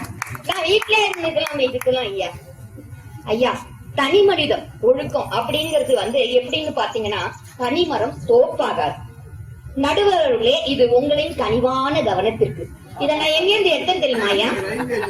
இதுதான் இன்னைக்கு என்னோட பஞ்ச்லைன். நடுவர் அவர்களுடைய கைவண்ணம், இது உங்களின் கனிவான கவனத்திற்கு அப்படிங்கிற நூலை எடுத்து படிச்சு பாருங்களேன், அவ்வளவு அருமையா இருக்கும். இதுதான் இன்னைக்கு என்னோட பஞ்ச்லைன். நான் இருக்கணும்னு ஆசைப்பட்டேன். எங்கிருந்து எடுக்கிறது அப்படின்னு போகும்போது இந்த மாதிரி சமூகத்துல பெரிய பெரிய மனிதர்களுடைய இதை பார்க்கும் போதுதான் நமக்கு வருது. அதைத்தான் வள்ளுவமும் நமக்காக சொல்லிருக்கு. இவங்க எல்லாம் நமக்கு சொல்லியிருக்காங்க. இருந்தோம்பி இல்வாழ்வான் என்பான் விருந்தோம்பி வேளாண்மை செய்தர் பொருட்டு. விருந்தோம்பல் அப்படின்னு இவங்கள்ட்ட யார்ட்டையாவது கேட்டு பாருங்களேன். சரவணனா நீங்க ட்ரீட் கேட்டீங்கன்னு வச்சுக்கீங்களேன், அப்படியே அசையாத பொருளா ஒரு இடத்துல அப்படியே அமர்ந்திருப்பாரு. ஐயோ நமக்கே சந்தேகம் வந்துரும். இல்லைன்னா ஊரை விட்டு ஊரே ஓட்டுருவாரு. விருந்தோம்பல்னா என்னன்னு தெரியாது. விருந்தோம்பல் அப்படிங்கிறது ஒரு தனிநபருக்கானதா? அப்ப ஏன் வள்ளுவர் விருந்தோம்பல சொல்லியிருக்காரு? அது ஒட்டுமொத்த சமூகத்துக்கானது நடுவர் அவர்களே. ஈதல் இசைப்பட வாழ்தல், ஈதலை பத்தி அதிகமா சொல்லியிருக்காரு. ஈதல் இசைப்பட வாழ்தல் அது வல்லது ஊதியம் இல்லை உயிருக்கு. இவங்கெல்லாம் ஐயோ குடு அப்படின்னா கை ரெண்டையும் பின்னாடி தள்ளிப்பாங்க. இன்னைக்கு அவங்க கையையே பார்க்க முடியாது போல, அப்படி கையெல்லாம் கட்டிக்கிட்டாங்க பாருங்க எல்லாரும். அப்ப ஈதல் அப்படிங்கிற சமூக பண்பு நமக்கு எங்கிருந்து வருது நடுவர் அவர்களே? நீங்க அதையும் யோசிக்கணும். அதுக்கு அடுத்தது நம்ம பார்க்க போனோம்னா, நாங்கெல்லாம் பக்கத்தை திருப்பி திருப்பி வச்சிருக்கோம். ஏன்னா அவ்வளவு இருக்கு எங்களுக்கு சமூகம் சார்ந்த விஷயங்களுக்கு. தனி மனிதத்துக்கு அவ்வளவு இல்ல. அதனாலதான் அவங்க பக்கத்தையே திருப்பல. எனக்கு அந்த பக்கத்தை திருப்பத்துக்கு டைம் தேவைப்படுது பாருங்க. திருவள்ளுவர் ஒரு மனிதனை மட்டும் மாற்ற நினைக்கவில்லை, ஒரு குடும்பத்தை, குடும்பமா வந்திருக்காங்க பாருங்க அவங்க 2 பேரும், ஒரு குடும்பத்தை, ஒரு சமுதாயத்தை, ஒரு நாட்டை, ஒரு உலகத்தையே மாற்ற நினைத்தார் இல்லையா? அதனாலதான் திருக்குறள் ஒரு தனி மனித ஒழுக்க நூல் அல்ல. நீங்க நல்லா புரிஞ்சுக்கோங்க, அது ஒரு சமூக மறுமலர்ச்சிக்கான நூல். திருக்குறள் அதிகம் வலியுறுத்துவது எது அப்படின்னு நீங்க கொஞ்சம் கூட சந்தேகம் இல்லாம சொல்லலாம் நடுவர் அவர்களே, சமுதாய அறங்கள் தான். இதுதான் உங்களுடைய கனிவான கவனத்திற்கு நடுவர் அவர்களே. திருக்குறளை நீங்க ஒரு மாரல் சயின்ஸ் புக்காவோ ஒரு செல்ஃப் ஹெல்ப் புக்காவோ பார்க்க முடியாது. இப்ப அவங்க வந்திருக்கிறவங்க எல்லாம் என் கையில மட்டும்தான் திருக்குறள் இருக்கணும்னு நினைச்சாங்க. அப்படி நினைச்சிருந்தாருன்னா ஐயா ஏன் இத்தனை பேரை கூட்டு வந்து இங்க உட்கார வச்சிருக்கணும்? செல்ஃப் ஹெல்ப் புக் இல்லம்மா, அது எல்லார் கையிலயும் இருக்க வேண்டிய புக்கு. அதை கொஞ்சம் புரிஞ்சுக்கிங்க. அந்த புக் இருக்கிறதுனாலதான் நான்லாம் இன்னைக்கு இதை வச்சு படிக்க முடியுது, இல்லைன்னா வராது. அரசன் பத்தி ஏன் பேசியிருக்காங்க? அது ஒரு தனி மனித நூல் அப்படின்னா அரசனை பத்தி ஏன் பேசணும்? குடும்பத்தை பத்தி ஏன் பேசணும்? விருந்தோம்பலை பத்தி ஏன் பேசணும்? ஈகையை பத்தி ஏன் பேசணும்? இத்தனை பேசணும்னா அதுக்கு சமூக அறம் அப்படிங்கிறது தேவைப்படுது. தனியா ஒருத்தவங்க வீட்டுல சாப்பிடுறது அப்படிங்கிறது வேற விஷயம். ஆனா நான் தனியாலாம் சாப்பிடாம நான் 10 பேருக்கு கொடுத்துட்டு சாப்பிடுறேன் அப்படின்னா அது சமூக அறம். நான் அந்த சமூக அறத்தோட இன்னைக்கு வந்திருக்கேன். 10 பேரோட சேரணும், சாப்பிடணும் அப்படின்னு வந்திருக்கேன். இந்த டீ குடிக்க கூட இங்க 10 பேர் கூட சேர்ந்துதான் நான் குடிக்கணும்னு நினைக்கிறேன். இந்த மாதிரி தனியா குடிக்கிறதா இருந்தா வீட்லயே உட்காந்து குடிச்சிருக்கலாம், இங்க வேணாம் இல்லையா? அதனால யோசிச்சு சொல்லுங்க. திருக்குறள் அப்படிங்கிறது, நீங்க அத கணவன் மனைவியை பத்தி பேசுறீங்க, தலைவன் தலைவி அப்படிங்கிறது என்ன? நம்பிக்கை, பண்பு, இத பத்தியும் நிறைய திருக்குறள்ல சொல்லியிருக்காங்க. நல்ல சமுதாயம் இல்லாமல், நல்ல குடும்பம் இல்லாமல் நல்ல சமுதாயம் உருவாகாது. அதனால நல்ல குடும்பத்தோட நீங்க வந்திருக்கீங்க. சமுதாய அறங்கள் அப்படிங்கறத நீங்க கொஞ்சம் ஏத்துக்கோங்க. திருக்குறள் அப்படிங்கிறது ஒரு மனிதனை மட்டும் சீர்திருத்தவில்லை, ஒரு குடும்பத்தை சீர்படுத்தியது, ஒரு சமுதாயத்தை ஒழுங்குபடுத்தியது, ஒரு நாட்டையே வழி நடத்துகிறது. அதனாலதான் இன்னைக்கு 2000 ஆண்டுகளை கடந்தும் திருக்குறள் உயிர்ப்புடன் நிலைத்து நின்று கொண்டிருக்கிறது. எனவே திருக்குறள் அதிகம் வலியுறுத்துவது சமுதாய அறங்கள் தான். இன்னும் கொஞ்சம் ஒரு 2 நிமிஷத்துல நான் முடிச்சிடுறேன். தனி மனித நூலா அது இருக்கணும் அப்படின்னா அது ஒரு தியான நூலா இருக்கலாம், சன்னியாசிகளுக்கான அறநூலா இருக்கலாம். ஆனா அது அப்படி இல்ல. இல்லறம், அரசாட்சி, பொருளாதாரம், காதல், சமூக உறவுகள், இப்படி சமுதாயத்தோடு தொடர்புடைய நிறைய அதுல இருக்கு. அது மட்டுமா, அறத்துப்பாலை பத்தி நீங்க பேசுனீங்க, அதுல ஒரு பகுதி மட்டுமே உண்மை. அறத்துப்பால்ல பேசப்படக்கூடிய அன்பு, கருணை, விருந்தோம்பல், பொறுமை, தீவினை அச்சம், இதெல்லாம் சமூகம் சார்ந்த அறங்கள் மட்டுமே. பிறரை மையமாக கொண்ட பண்புகள், சமுதாய அமைப்பை, உறவை சீரமைக்கக்கூடிய பண்புகள். பிறர் அப்படிங்கிற வார்த்தை தான் அதிகம் திருக்குறளில் பயன்படுத்தப்பட்டிருக்கும். பிறப்போக்கும் எல்லா உயிருக்கும் அப்படிங்கிறது. நான் அப்படிங்கிற வார்த்தை அதிகமா இருக்காது. நாம் அப்படிங்கிற வார்த்தையை தான் வலியுறுத்துவதா திருக்குறள் இருக்கும். இன்னும் எனக்கு சொல்லணும் அப்படின்னு தான் ஆசை. ஆனா பொருட்பால் பத்தியும் நீங்க சொன்னீங்க. அரசன், அமைச்சர்கள், படை, நீதிமுறை, வரிமுறை, இதெல்லாம் எதுக்கு நடுவர் அவர்களே? நம்ம நல்லா இருக்கணும் அப்படிங்கிறதுக்கு தானே. அரசன் அப்படிங்கிற ஒரு தனிநபர் அல்ல, அவர் ஒரு சமுதாயத்துக்கான பிரதிநிதி இல்லையா? இல்லறம் அப்படிங்கறது நல்லறம் ஆனோம்னா அதுக்கு சமூக அறங்கள் ரொம்ப முக்கியம். தனியா இருந்து அது கஷ்டமான ஒரு செயல், அது பண்ணிக்காதீங்க. திருக்குறள் அப்படிங்கறது ஒரு தனிநபரை திருத்துகிறது. எதுக்காக அப்படின்னு பாத்தீங்கன்னா, பில்டிங் ஸ்ட்ராங், பேஸ்மெண்ட் வீக்குன்னு இருக்க கூடாது. தனி மனித அறம் அப்படிங்கிறது பாத்தீங்கன்னா தனி மனித ஒழுக்கம் அப்படிங்கிறது ஒரு விதை. அந்த விதையை வைத்து ஒரு மரத்தை உருவாக்கணும் அப்படின்னா அதுக்கு சமுதாய அறங்கள் அப்படிங்கிறது ரொம்ப முக்கியமான ஒண்ணு. நடுவர் அவர்களே, இது உங்களின் கனிவான கவனத்திற்கு நன்றி. பாவனையோடு அம்மா பேசினாங்க. அதுல என்னுடைய நூல் உங்களின் கனிவான கவனத்திற்கு, அவங்க சொன்னது நான் எழுதுன ஒரு கவிதை நூல், அதை படிச்சிருக்காங்க அம்மா. ரொம்ப நன்றிமா, நன்றி நன்றி நன்றிமா. நல்ல கருத்துக்கள்லாம் சொன்னீங்க. இப்ப அதற்கு பதில் சொல்லும் விதமாக கவிஞர் திரு அதியமான் அவர்கள் தனி மனித ஒழுக்கமே என்ற தலைப்பிலே பேச வருகிறார். வருக. அனைவருக்கும் வணக்கம். பட்டிமன்ற நடுவர் கவிஞர் கல்லை ஜெயராமன் அவர்களே, திருக்குறள் இலக்கிய பேரவையின் தலைவர் திருநாவுக்கரசு ஐயா அவர்களே, வெள்ளுடையும் வெள்ளை மனமும் கொண்ட எங்களை கொள்ளை கொள்ளும் எதிரணி தலைவர் தா கோமலீஸ்வரன் அவர்களே, எங்கள் அணி தலைவர் அறிஞர் சம்பத்குமார் அவர்களே, எதிரணி பேச்சாளர்களே, பேச்சாளர்களே, உங்கள் அனைவரையும் வணங்கி எனது சிறிய பட்டிமன்ற உரையை வழங்குகின்றேன். தனி மனித ஒழுக்கமே இங்க சமுதாயத்தை கட்டி காக்கிறது. பத்திரிகைகள் புரட்டி பாருங்கள், தொலைக்காட்சிகளை பாருங்கள், எங்குமே தனி மனித ஒழுக்க சீர்கேட்டை முன்னோங்கி நிற்கிறது. தனி மனித ஒழுக்க சீர்கேட்டால் மதியை தொலைத்தவன் உண்டு, மானம் தொலைத்தவன் உண்டு, மக்களை தொலைத்தவன் உண்டு, மனையாளை தொலைத்தவன் உண்டு, மனையை தொலைத்தவன் உண்டு, ஏன் மகுடம் தொலைத்தவர்கள் கூட உண்டு. சரித்திரத்தின் நெடுகிலும் நாம் இதை பார்த்து கொண்டிருக்கின்றோம். இன்று நமது கண்முன்னே நமது சமுதாயத்தில் பல அவலங்கள், பல சிக்கல்கள், பல குடும்ப பிரிவினைகள், இதற்கு மூல காரணமாக இருப்பது தனி மனித ஒழுக்க கேடே.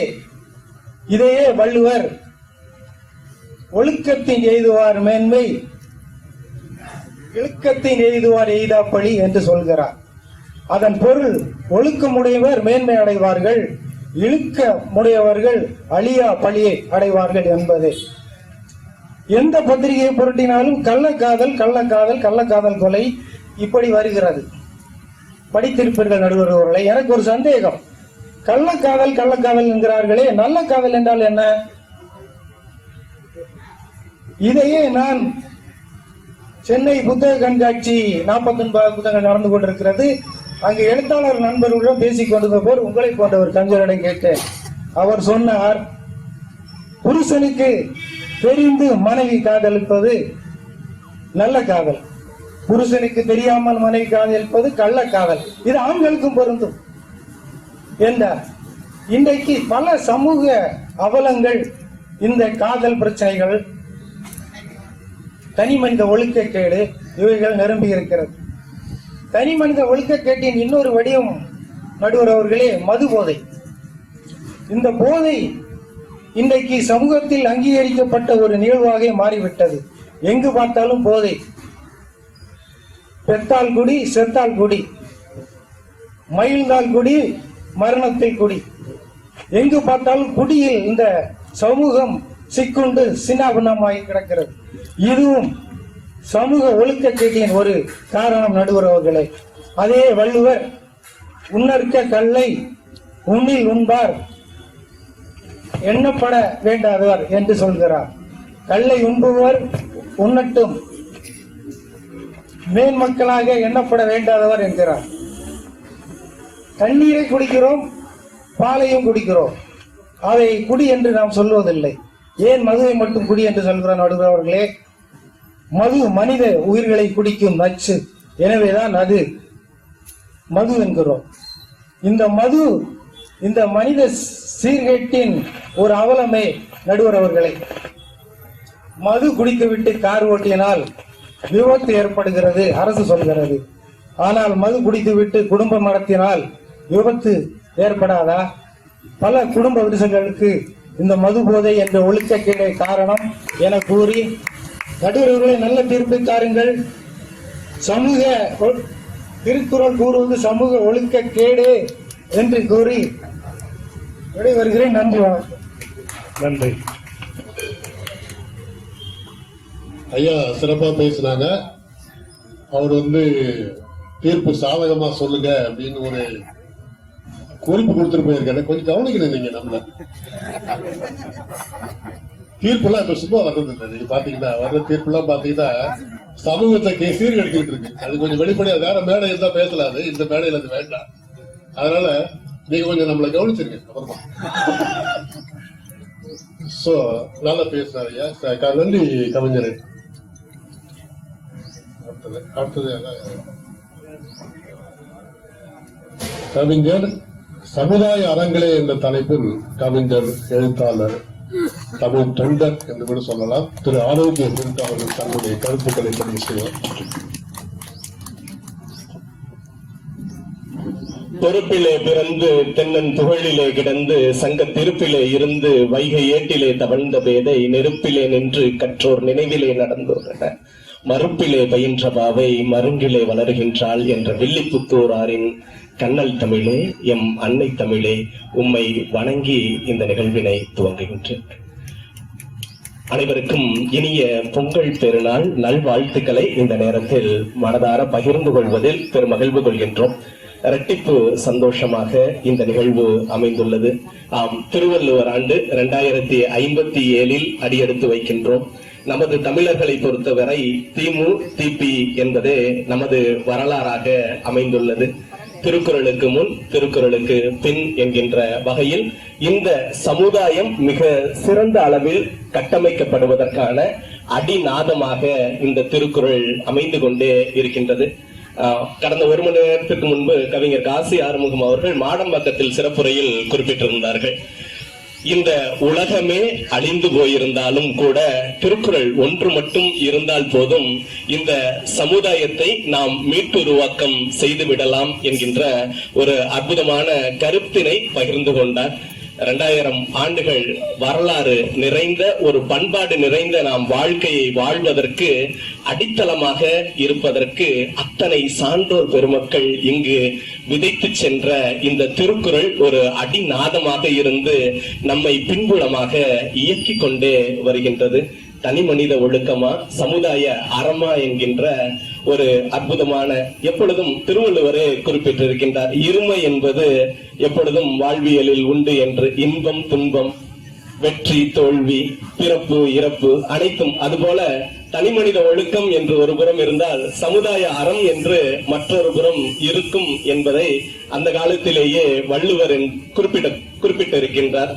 இங்கு இந்த கூடுவாஞ்சேரி பகுதி இன்று சிறந்தோங்கி விளங்குவதற்கு ஒரு மிகப்பெரிய பல்வேறு காரணங்கள் இருக்கின்றன. அதில் அடிப்படையாக குறிப்பிட வேண்டும் என்றால் 1958ஆம் ஆண்டு உலக சமுதாய சேவா சங்கம் என்கின்ற ஒரு அமைப்பு இங்கு விதைக்கப்பட்டு இன்று கோடிக்கணக்கில் உலகம் முழுவதும் வாழ்க வளமுடன் என்கின்ற வார்த்தை, அருட்பேராற்றல் கருணையினால் நல்ல உடல் நலம், நீலாயுள், நிறை செல்வம், உயர் புகழ், மெய்ஞானம் பெற்று வாழ்வாங்கு வாழ்க என்று வாழ்த்தக்கூடிய இந்த தமிழார்ந்த வார்த்தைகள் உதித்த வேதாத்ரி மகரிஷி அவர்கள் பிறந்த வீட்டிற்கு அருகில் இருந்து நாம் அனைவரும் பேசிக் கொண்டிருக்கின்றோம். அவர் படித்த பள்ளியும் இங்கு அருகாமையில் தான் இருக்கின்றன. சமுதாய அறத்தை அவரும் திருக்குறளும் உட்பொருள் விளக்கமும் என்கின்ற நூல் வாயிலாக வெகு சிறப்பாக குறிப்பிடுகின்றார். ஒரு சமுதாயம் கட்டமைப்பதற்கான அடிநாதமாக இந்த திருக்குறள் இருந்து கொண்டே இருக்கின்றது. தனி மனித ஒழுக்கம் என்பது முதல் நிலையோடு நின்று விடுகின்றது. அதன் பிறகு இல்வாழ்க்கை என்பதே அறம் என்று திருவள்ளுவர் வெகு அழகாக குறிப்பிடுகின்றார். இல்வாழ்க்கை என்ற ஒரு பயணத்திற்குள் நாம் அடியெடுத்து வைக்கும் பொழுதே நாம் சமுதாயத்திற்குள் அடியெடுத்து வைக்கின்றோம். குடும்பம் என்கின்ற ஒரு அமைப்பிற்குள் வரும் பொழுதே நாம் சமுதாயமாக மாறிவிடுகின்றோம்.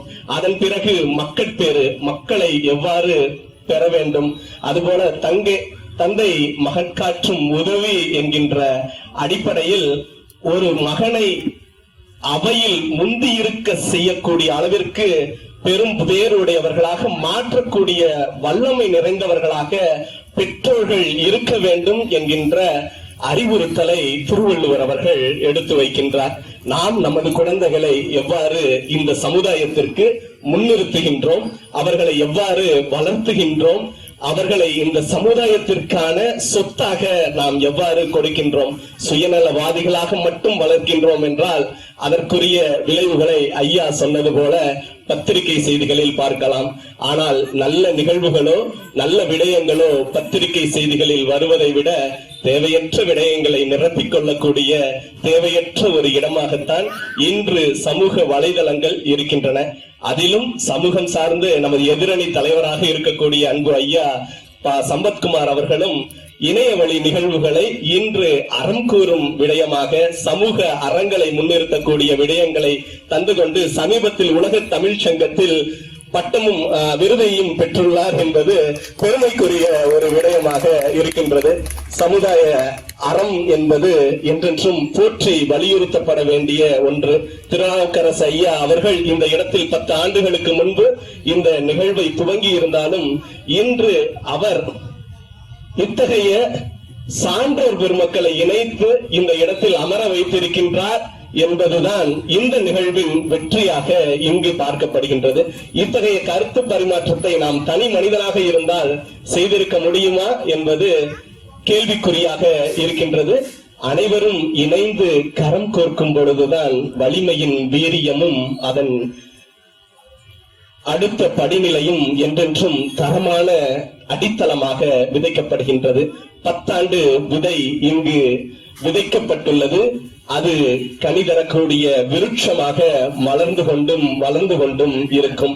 மக்கட்பேருக்கு அடுத்தபடியாக நடுநிலைமை பற்றி வெகு சிறப்பாக குறிப்பிடுகின்றார். நாம் வாழ்வியலில் வேலை போன்ற பணி இடங்களில் செல்லும் பொழுது நடுநிலைமையோடு நாம் நடந்து கொள்ள வேண்டும். பெரியார் துணையோடு நாம் வாழ்வினை எடுத்து செல்லும் போது, பெரியார் துணைக்கோடல் என்கின்றது மன்னனாக இருந்தாலும் இடித்துரைக்கக்கூடிய சான்றோர் பெருமக்கள் இருக்கும் பொழுதுதான் அவன் சிறந்த ஒருவனாக ஆட்சி செய்ய முடியும், நடுநிலைமையோடு பயணிக்க இயலும் என்பதை வெகு சிறப்பாக திருவள்ளுவர் அவர்கள் குறிப்பிட்டுள்ளார். ஈகையை பற்றியும் வெகு சிறப்பாக சகோதரி அவர்கள் குறிப்பிட்டிருந்தார்கள். ஈகையை பற்றியும் சிறப்பாக குறிப்பிட்டுள்ளார். ஈகுதல் இசைப்பட வாழ்தல் என்பது இது நமது தமிழர் பண்பாடாக இருக்கின்றது. விருந்தோம்பலில் சிறந்தவர்களாக ஒவ்வொருவரையும் கொண்டாடக்கூடியவர்களாக நாம் எப்பொழுதும் இருந்து கொண்டே இருக்கின்றோம். அடுத்தது இரத்தல் சார்ந்தும் வெகு சிறப்பாக ஒருவரிடம் நாம் கையேந்தக்கூடிய நிலைமை இருந்தாலும் கூட அந்த கையேந்துபவர்கள் இல்லை என்றால் அந்த ஈகை செய்பவர்களுக்கு மதிப்பில்லை என்பதையும் வெகு சிறப்பாக திருவள்ளுவர் அவர்கள் குறிப்பிடுகின்றார். அவர் உலக பொதுமுறையாக இதை ஏற்றியுள்ளார். மனித குலத்திற்கான அது மட்டுமல்லாமல் பிற உயிர்களையும் பேணி பாதுகாக்கக்கூடியவர்களாகவும் ஒவ்வொரு தனி மனிதனையும் கொண்டாடக்கூடியவர்களாகவும், அது மட்டுமல்லாமல் இந்த தனி மனித கொண்டாட்டங்கள் ஒருங்கிணையும் போது அது சமுதாய அறங்களாக மாறி ஒரு வெற்றி கனியை நோக்கிய இந்த சமுதாய மறுமலர்ச்சியை விதைக்கக்கூடிய ஒன்றாக மாற்றம் பெறுகின்றது என்பதை மிக தெளிவாக திருவள்ளுவர் அவர்கள் வலியுறுத்துகின்றார். அன்பு ஐயா கல்லை நா. ஜெயராமன் அவர்களை பற்றி குறிப்பிட வேண்டும் என்றால் கவிஞர் சுரதா அவர்களை பற்றி குறிப்பிட்டார்.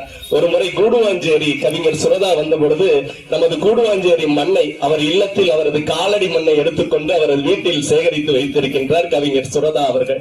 இதுவும் ஒரு சமுதாய, ஒரு கவிஞரை கொண்டாடக்கூடிய மனநிலை உடைய ஒரு மனிதரால் நடந்திருக்கின்றது. சமுதாய அறங்கள் வாயிலாகவே உலகம் தலை தோன்றுகின்றது, இன்னும் தலை தோன்றும். என்றென்றும் நாமும் தனி மனித ஒழுக்கம் என்ற முதல் படிநிலையை இன்னும் இன்னும் இன்னும் இன்னும் விரிவுபடுத்தி சமுதாய அறமாக்குவோம். வாழ்வியல் வெற்றிகளை நோக்கி, வசந்தத்தை நோக்கி பயணிப்போம் என்று கூறி நல்லதொரு வாய்ப்பிற்கு நன்றி பாராட்டி விடைபெறுகின்றேன். நன்றி, வணக்கம்.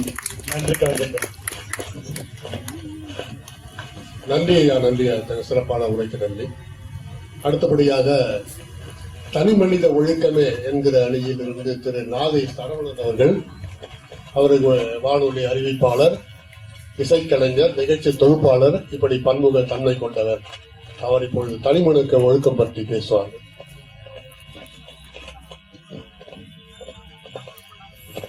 இங்கே மேடையில் நடுவராக வீற்றிருக்கும் கல்லை திரு நா. ஜெயராமன் அவர்களே, திருவள்ளுவர் இலக்கிய பேரவை நிறுவனர் அவர்களே, எதிரணியில் இருக்கக்கூடிய அன்பர்களே, எனதனில் இருக்கக்கூடிய அன்பர்களே, மேலும் இங்கே பார்வையாளர்களாக அமைந்திருக்கும் நண்பா நண்பிகளே, இதான் 2 போ நடுவர் அவர்களே, தங்கள் கனிவான கவனத்திற்கு நான் ஒண்ணு சொல்றேன், நீங்க எதுக்கும் பயப்பட வேண்டாம். தீர்ப்பை நீங்க நியாயமா சொன்னா போதும். இன்னும் அழுத்தி சொல்லணும்னா தனி மனித ஒழுக்கத்தோட நம்ம சொன்னோம்னா கரெக்டா. முளைச்சு 3 இலை விடல, நீ எல்லாம் எனக்கு அறிவுரை சொல்ற அப்படின்னு நம்ம கேட்போம். நம்மளோட சின்னவங்களை பார்த்தோம், இல்ல நம்மளோட சின்னவங்களை பார்த்தோம், யாராவது கேட்போம். இது சரளமா வரக்கூடிய ஒரு வார்த்தை. ஆனா திருக்குறள் 2 அடிதான். அதுகிட்ட கேட்க முடியுமா? 2 அடி இருக்க நீ இவ்வளவு பேசுறியது என்ன காரணம் என்றால், அது சொல்லக்கூடிய கருத்து எக்காலத்திற்கும் பொருந்துற மாதிரி அமைஞ்சதுதான் இங்க பெரிய சிறப்பு. 2500 வருஷம் முன்னோக்கி சொல்லிட்டு இருக்கோம், இன்னைக்கு அதை அனுபவிக்கிறோம்.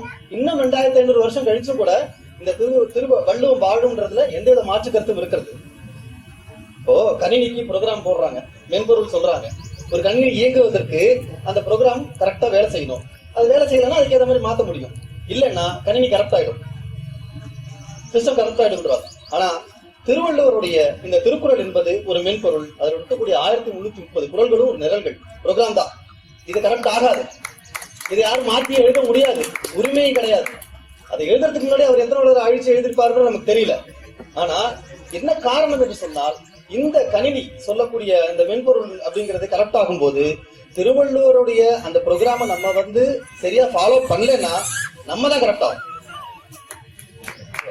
இப்போ அறம்பொருள் இன்பம் 3ஆ பிரிச்சிருக்காரு, 1330 குறள், அதெல்லாம் நமக்கு நல்லாவே தெரியும். இதுல தனி மனித ஒழுக்கமா சமுதாய அறமா அப்படின்னு கேட்கும் பொழுது தனி மனித ஒழுக்கம் தான் நான் சொன்னேன். என்ன காரணம் அப்படின்னு சொன்னாக்கா, எங்க அணித்தலைவர் சொன்ன மாதிரி ஒரு சமுதாயம் அப்படிங்கிறது பல தனி மனிதர்கள் கொண்ட ஒரு குழுதான் ஒரு சமுதாயம் அப்படின்னு சொல்லலாம். இதுல ஒரு சிலர் சரியில்லைன்னா கூட அந்த சமுதாயமே சரியில்லை அப்படின்னு சொல்லுவாங்க. அதனால எல்லாரும் நல்லா இருக்கணும், எல்லாரும் ஒழுக்கமா இருந்தால் அந்த சமுதாயம் அறத்தோடு விளங்கும் அப்படிங்கிறது நம்ம யாரும் சொல்லணும்னு அவசியமே இல்லை. அதே சமயத்துல ஒரு அறம் இல்லாத சமுதாயம் உடைந்து போகும்னு சொல்ற வள்ளுவர் அதற்கு ஒவ்வொரு மனிதனும் நல்லொழுக்கம் கொண்டராக இருக்கணும் அப்படின்னு வலியுறுத்துறார். ஒரு தனி மனிதன் அப்படின்னா யாருன்னா, ஒரு நல்ல மனிதன், அவன் வாயிலாக ஒரு நல்ல குடும்பம், அதன் வாயிலாக ஒரு நல்ல சமூகம். நம்ம வீடு சுத்தமா இருந்தா நம்ம தெரு சுத்தமா இருக்கும், தெரு சுத்தமா இருந்தா நம்ம ஊர் சுத்தமா இருக்கும்னு சொல்ல முடியா? அது மாதிரிதான். அப்போ ஒரு தனி மனிதன் ஒழுக்கமாக இருந்தால் கண்டிப்பாக அந்த சமுதாயம் அறத்தோடு தான் இருக்கும். அதுக்கு எந்தவித மாற்று கருத்தும் இல்லை. இதைத்தான் வள்ளுவர் வலியுறுத்துகிறார். தனி மனிதனை எப்படி நம்ம வரையறுக்க முடியும் அப்படின்னா, எல்லாரும் சொன்ன ஒரு குறள் தான், மகன் தந்தை காட்டும் உதவி இவன் தந்தை என்னோற்றான் கொள் எனும் சொல். இவனை பிள்ளையா பெற்றதுக்கு இவங்க அப்பா என்ன பேர் பெற்றாரோ அப்படின்னு இந்த சமுதாயம் பார்த்து கேட்கணும்னா அவன் தனி மனித ஒழுக்கத்தோட இருக்கணும், அதன் வாயிலாக சமுதாயத்துக்கு ஏதோ பயன் கிடைச்சிருக்கணும், அப்பதான் சொல்லியிருக்க முடியும். இல்லைன்னா கேட்குமா அந்த சமுதாயம்? எங்க அப்பாவை பத்தி கேட்டாங்க, இவனை பிள்ளையா பெற்றதுக்குன்னு எங்க அப்பா மகிழ்ச்சியானார். அப்படியே கண்ணில் ஆனந்த கண்ணீர்லாம் வந்துச்சு. ஆனா எனக்கு தான் தெரியும் ஏன் அப்படி சொன்னாங்க. அவ்வளவு புண்ணியம் பண்ணிருக்கேன். இப்போ இந்த தனி மனித ஒழுக்கத்தை பத்தி பேசும்போது ஒரு நிகழ்வு நம்ம சொல்லலாம். கோவிட் காலம் யாரும் மறக்க முடியாத ஒரு காலம், ஒரு பெரிய பேரிடர். அதுல இருந்து நம்ம மீண்டு வந்தது அப்படின்றது ஒரு இயற்கை இறைவனோட சக்தி அப்படின்னு சொல்லலாம். அப்ப இந்த நோய் பரவாமல் இருக்கிறதுக்கு என்ன செய்யணும் அப்படின்னு கேட்கும் பொழுது மருத்துவர்கள், தன்னார்வலர்கள், அரசாங்கம் எல்லாருமே சொன்னது, தயவு செய்து வீட்டை விட்டு வெளியில் வராதீர்கள். கேட்டோமா?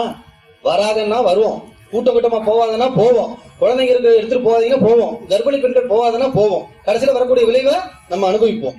அப்புறம் அந்த சட்டம், அந்த கட்டுப்பாடு இருக்கப்பட்டது. ஞாயிற்றுக்கிழமை உங்களுக்கு விடுமுறை, சாலைகளுக்கு விடுமுறை, தயவு செஞ்சு யாரும் போவாதீங்க அப்படின்ட்டாங்க. அப்போ ஆளரவமே இல்லாத ஒரு சாலை, மனித நடமாட்டமே இல்லை, போக்குவரத்து நெரிசல் இல்லை, கார்பன் டை ஆக்சைடு இல்லை, சுற்றுச்சூழல் மாசுபடவில்லை, காக்கா குருவி மட்டுமே இருந்தது, சந்தோஷமாக இருந்தது. அந்த கழுகு பார்வையில, அந்த தொலைக்காட்சியில அந்த சாலைகளை பார்க்கும்போது அவ்வளவு ரம்மியமா இருந்தது. அந்த நோயோட பரவல் கட்டுப்படுத்தப்பட்டது. அதற்காக சாலைகள்ல யாரும் போக கூடாதுன்னு சொல்லல. ஆனா இது எல்லாத்துக்கும் காரணம் தனி மனித ஒழுக்கம் தான். நம்ம அதையும் மீறி போனப்ப நமக்கு விளைவு ஏற்பட்டது, அதை நாம் அனுபவித்தோம், அதுக்கப்புறம் அதை நாம் உணர்ந்தோம். அதனால தனி மனித ஒழுக்கம் என்பது அடிப்படையான ஒன்று சமுதாய அறத்திற்கு. இன்னொன்னு சொல்றாங்க, அறம்னா என்ன? மனத்துக்கண் மாசில்நாதன், நல்ல சுத்தமான மனம் தான் அறம் அப்படிங்கிறாரு. சமீபத்துல நம்ம அகில இந்திய வானொலியில விவித் பாரதியில திரு பாரதியோட எள்ளுப்பேரன் நிரஞ்சன் பாரதி அவர்கள் ஒரு பேட்டி கொடுத்திருந்தாரு. அவரு சொல்றாரு, மனத்துக்கண் மாசில்நாதன் சொல்லல, சுத்தமான மனம் தான் அறம்னு பாரதி சொல்றதா சொல்றாரு. பாரதியும் வள்ளுவலை தான் சொல்றாரு. இதை ராதாகிருந்தாலும் மறுக்க முடியாது. ஏன்னா நேர்காணல் கண்டதே அவங்கதான். சரியா? அதையும் தாண்டி பாத்தீங்கன்னா பொறாமை, கோபம், வஞ்சம், அடுத்தவங்களுக்கு கெடுதல் செய்யறது, இதெல்லாம் இல்ல அப்படின்னா இது தனி மனித ஒழுக்கம் தான். இதெல்லாம் யாரிடம் இருக்கிறதோ அவனிடம் தனி மனித ஒழுக்கம் இல்லை. அவன் சார்ந்திருக்க சமுதாயம் கண்டிப்பாக அறமோடு இருக்கவே இருக்காது. சரி, அறம் இல்லாத மனிதனை எப்படி நீங்க கண்டுபிடிப்பீங்க அப்படின்னு சொல்லும்போதுதான், ஒருத்தர் இல்லாதப்போ ஒருத்தரை பத்தி நம்ம பேசுறது, புறம் கூறுது அப்படின்றது எவ்வளவு பெரிய தப்பான ஒரு விஷயம். அது இந்த ஒரே ஒரு வழிபட்டு சொல்லிடுறேன். அறஞ்சொல்லும் நெஞ்சத்தானன்மை புறஞ்சொல்லும் புண்மையார் காணப்படும் அப்படிங்கிறான். அப்போ அறம் அவர்கிட்ட இல்லைன்னா அவர் மற்றவரை பத்தி பேசுவார். அந்த அறத்தினுடைய அடிப்படை அப்படிங்கிறது தனி மனித ஒழுக்கம். எனவே மேற்சொல்ல அத்தனை நற்பண்புகளும் யாரிடம் இருக்கிறதோ அது தனிமனித ஒழுக்கமாக மட்டுமே தான் இருக்கும். அந்த தனிமனித ஒழுக்கம் சார்ந்து இருக்கக்கூடிய சமுதாயம் கண்டிப்பாக அறத்தோடு விளங்கும் என்பதால் வள்ளுவம் வலியுறுத்துவது தனிமனித ஒழுக்கமே என்று கூறி வாய்ப்பளித்த அத்துணை உள்ளங்களுக்கும் நன்றியோடு விடைபெறுகிறேன். நன்றி ஐயா. நன்றி ஐயா. தன்னுடைய அணிக்கு அவருடைய கருத்துக்களின் மூலம் வலு சேர்த்திருக்கிறார். முடிவுரையில் பார்ப்போம். அடுத்ததாக சமுதாய அரங்கினை என்கிற தலைப்பில் ஒரு ஏஎல்மொழி அவர்கள், கவிஞர், கணினி பொறியாளர், வானொலி அறிவிப்பாளர், பல்வேறு தமிழ் அமைப்புகள் உள்ளிட்ட கவியரங்க மேடைகளில் கவிதைகள் வாசித்து வரும் ஒரு இளம் கவிஞர். அவருக்கு நம்முடைய வாழ்த்துக்களையும் சேர்த்து சொல்லி இந்த அரங்கத்திற்கு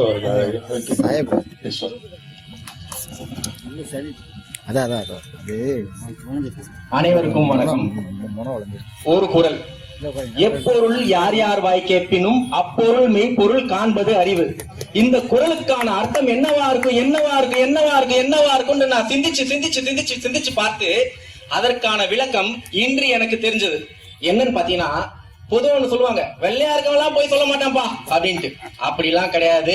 பார்த்தா வள்ளியும் சொல்லியமா இருப்பாங்க, ஆனா உள்ளுக்குள்ள அத்தனையும் கருப்பு அப்படிங்கறத மறந்து விட கூடாது. இந்த எதிரணியில எல்லாருமே சொன்னாங்க, சொல்லும் போது ஆமாங்க ஆமாங்க ஆமாங்க ஆமாங்க அப்படிதான் நம்ம எடுத்துப்போம். ஆனா அது உண்மை இல்ல. காரணம் என்ன அப்படின்னு பாத்தீங்கன்னா, திருக்குறள் என்பது மனித குலத்திற்கே வழிகாட்டி என்பது அணித்தலைவர் சொல்கிறார். அது ஒரு தனி மனிதனுக்காக ஏற்றப்பட்டது அல்ல, ஒரு சமூகத்திற்காக ஏற்றப்பட்டது. ஒரு சமூகத்திற்காக ஏற்றப்பட்ட தமிழ் சமூகத்திற்காக ஏற்றப்பட்ட நூல் பல்வேறு மொழிகளில் ஏன் மொழிபெயர்க்கப்படுகிறது? அது எல்லோருக்கும் தேவை. அது ஒரு சமூகத்தை ஒரு செம்மைப்படுத்தியுள்ளது. வரும் தலைமுறையினருக்கும் அந்த சமூகத்திற்கும் ஒரு நன்மையை தர வேண்டும் என்பதற்காகத்தான் இன்றளவும் திருக்குறள் பிற மொழிகளில் மொழிபெயர்க்கப்படுகிறது என்பதை நாம் நினைவூட்டுக் கொள்ள வேண்டும். இல்லறம் பத்தி அருமையா அந்த அம்மா சொன்னாங்க, கேட்கும் போது அருமையா இருந்தது. இல்லறம் அப்படின்றது என்னங்க? ஒரு குடும்ப சமூகம், அப்பா மாமா தாத்தா பாட்டி, எத்தனை உறவுகள், அதுவே ஒரு சமூகம் தானே. அந்த சமூகத்தில் இருந்து நீங்கள் இப்படி சொன்னால் எப்படி? தனி மனித ஒழுக்கம் அப்படின்னு சொல்லும் போது ஐயா ஒரு தனி மனிதரா இருந்து எவ்வளவு பண்ணிட்டாரு. அவருடைய குடும்ப சமூகம் அறம் சார்ந்து இருப்பதால் தான், அவர்களோடு இருப்பவர்கள் அறம் சார்ந்த சூழலாக இருக்கிறார்கள், அவரால் இந்த அளவுக்கு சிறப்பாக செயல்பட முடிகிறது என்பதை யாரும் மறுத்து கூற முடியுமா? தனி மனித ஒழுக்க சீர்கேடு அப்படின்னு சொல்றாங்க. சொன்னாரு ஐயா சொன்னாரு, அங்க குடிக்கிறாங்க, இங்க குடிக்கிறாங்க, அப்படி குடிக்கிறாங்க, இப்படி குடிக்கிறாங்க, எல்லாம் குடிக்கிறாங்க. ஏன் குடிக்கிறாங்க? அந்த இடத்துல அறம் சார்ந்த சமூகம் இல்ல. இருந்திருந்தா யார் போவா? யாராவது போவாங்களா? யாருமே இல்ல. அடுத்து ஐயா சொல்லியிருந்தாங்க, இது கம்ப்யூட்டர் ப்ரோக்ராம். ஒரு கம்ப்யூட்டர் ப்ரோக்ராம் எப்ப தெரியுமா கரெக்ட் ஆகும்? கம்ப்யூட்டர் உள்ள வைரஸ் வரும்போது கரெக்ட் ஆகும். அந்த வைரஸ் ஒரு கம்ப்யூட்டர் மட்டும் இல்ல, இருக்கிற எல்லா வைரஸையும், எல்லா கம்ப்யூட்டரையும் ஒட்டுமொத்தமா காலி பண்ணி விட்டுரும். இதுதான் ஒரு விஷயம். சரிங்களா? நல்லதை வளர்க்கணும் அப்படின்னா சமுதாய அறங்கள் சேர்ந்த சமூகத்தில் இருக்கும் போதுதான் நல்லது வளரும். அதை நீங்க எப்பயுமே மறந்துடக்கூடாது. அடுத்து ரொம்ப முக்கியமானது, நாம எப்படி இருக்கணுங்க? நாம ஒரு கடத்தியா இருக்கணும். என்னது? கடத்தல்காரனா இருக்கணுமா? கடத்தி என்றால் என்ன தெரியுமா? முந்தைய சமூகம் என்ன சொன்னது? அடுத்த சமூகத்திற்கு நாம் என்ன செய்ய போறோம், நாம என்ன விட்டுட்டு போறோம், இத தனி மனித ஒழுக்கமா நான் இருக்கிறேன் அப்படின்ட்டு நான் எதையுமே யாருக்குமே சொல்லாம நான் மட்டும் இருந்தா அடுத்த சமூகத்திற்கு நான் எப்படி சொல்ல முடியும்? ஒரு தண்ணி அங்க இருக்கு, இந்த இடத்துக்கு வரணும் அப்படின்னா நான் என்ன பண்ணணும்? ஒரு குழாய் மூலமா அந்த தண்ணியை எடுத்து வரணும். முன்னாடி எவ்வளவு சொல்லி வச்சிருக்காங்க, எப்படி உட்காரணும், எப்படி சாப்பிடணும், எப்படி அடுத்தவங்களோட பழகணும், எல்லாமே நமக்கு சொல்லி வச்சிருக்காங்க. அறம் சார்ந்த நூல்கள், திருக்குறள் மட்டுமல்ல, அறம் சார்ந்த எல்லா நூல்களும் நமக்கு எல்லா விஷயங்களும் சொல்லிக் கொடுத்து போயிருக்கிறது. அதை யார் இப்போது எடுக்கிறார்கள், இப்போது படிக்கிறார்கள்? நாம் என்ன செய்ய வேண்டும்? நம்முடைய தலைமுறை, முந்தைய தலைமுறை என்ன சொன்னார்கள், நம்முடைய முந்தைய தலைமுறைகள் என்ன சொன்னார்கள், அதை நாம் என்ன எடுத்துக்கொண்டோம், நாம் நம்முடைய சந்ததியினருக்கு என்ன கொடுத்து விட்டு செல்ல போகிறோம் என்பதை நாம் சிந்தித்து செயல்பட வேண்டும். அதுதான் ரொம்ப முக்கியம். தனி மனித ஒழுக்கத்தை பத்தி அவ்வளவு சொன்னாங்க. தனி மனித ஒழுக்கம்னா ஒரு பட்டம் மாதிரி. அந்த பட்டம் ஒரு நூலோட ஒரு முனை ஒரு சமூகத்தோட அமைப்புல இருந்தா மட்டும்தான். நீங்க பட்டம் வர்றீங்க, நல்ல உயர பறந்துச்சு, கயிறு அறுத்து விட்டா என்ன ஆகும்? உயர பறக்குமா?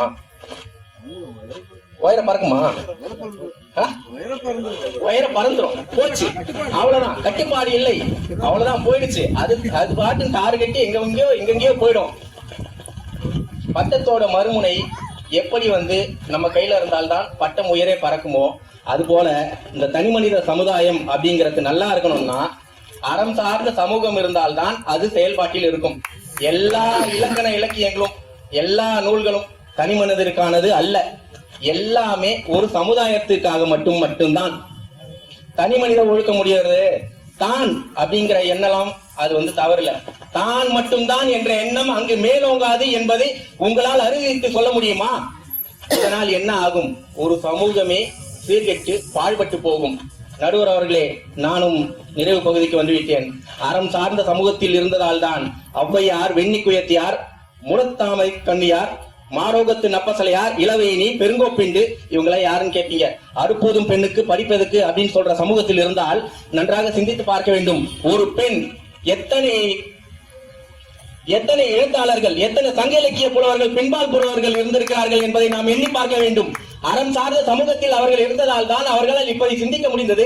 திருவள்ளுவர் மாலையை எடுத்துக் கொள்ளுங்கள். ஒரு ஆண்பால் புலவர் சொல்லுகிறார், கடுகை துளைத்தேள் கடலை புகுத்தி குறுக தரித்த குரல். ஒரு ஆணுக்கு உணவு கூடத்தின் மேல் உள்ள ஒரு பொருளின் மீது அறிவு சென்றது. ஆனால் ஒரு பெண் பாடுகிறாள், அணுவை துளைத்தேள் கடலை புகட்டி. அங்கேயே அறிவியல் வளர்ச்சிக்கு காரணம் என்ன? ஒரு சமூகம், அந்த சமூகம் நன்றாக இருந்தது, அறம் சார்ந்து இருந்தது. அங்க பெண்களை அவர்கள் நன்றாக வைத்திருந்தார்கள். அந்த பெண்களுக்கு படிப்பை கொடுத்தார்கள், எல்லாம் கொடுத்தார்கள். அந்த பெண்கள் தனி மனித ஒழுக்கத்தோடு மிக உயர்ந்து நின்றார்கள். இன்று நாம் இங்கு பேசிக் கொண்டிருக்கின்றோம். திருக்குறள் வலியுறுத்துவது தனி மனித ஒழுக்கம் தான் என்று பறைசாற்றும் எதிரணியினரே, வாருங்கள், எங்களோடு கைகோருங்கள். தனிமரம் தோப்பாகாது. ஒரு சமூகம் அழியும் நிலைக்கு தனி மனிதன் காரணமாக அமையலாம்.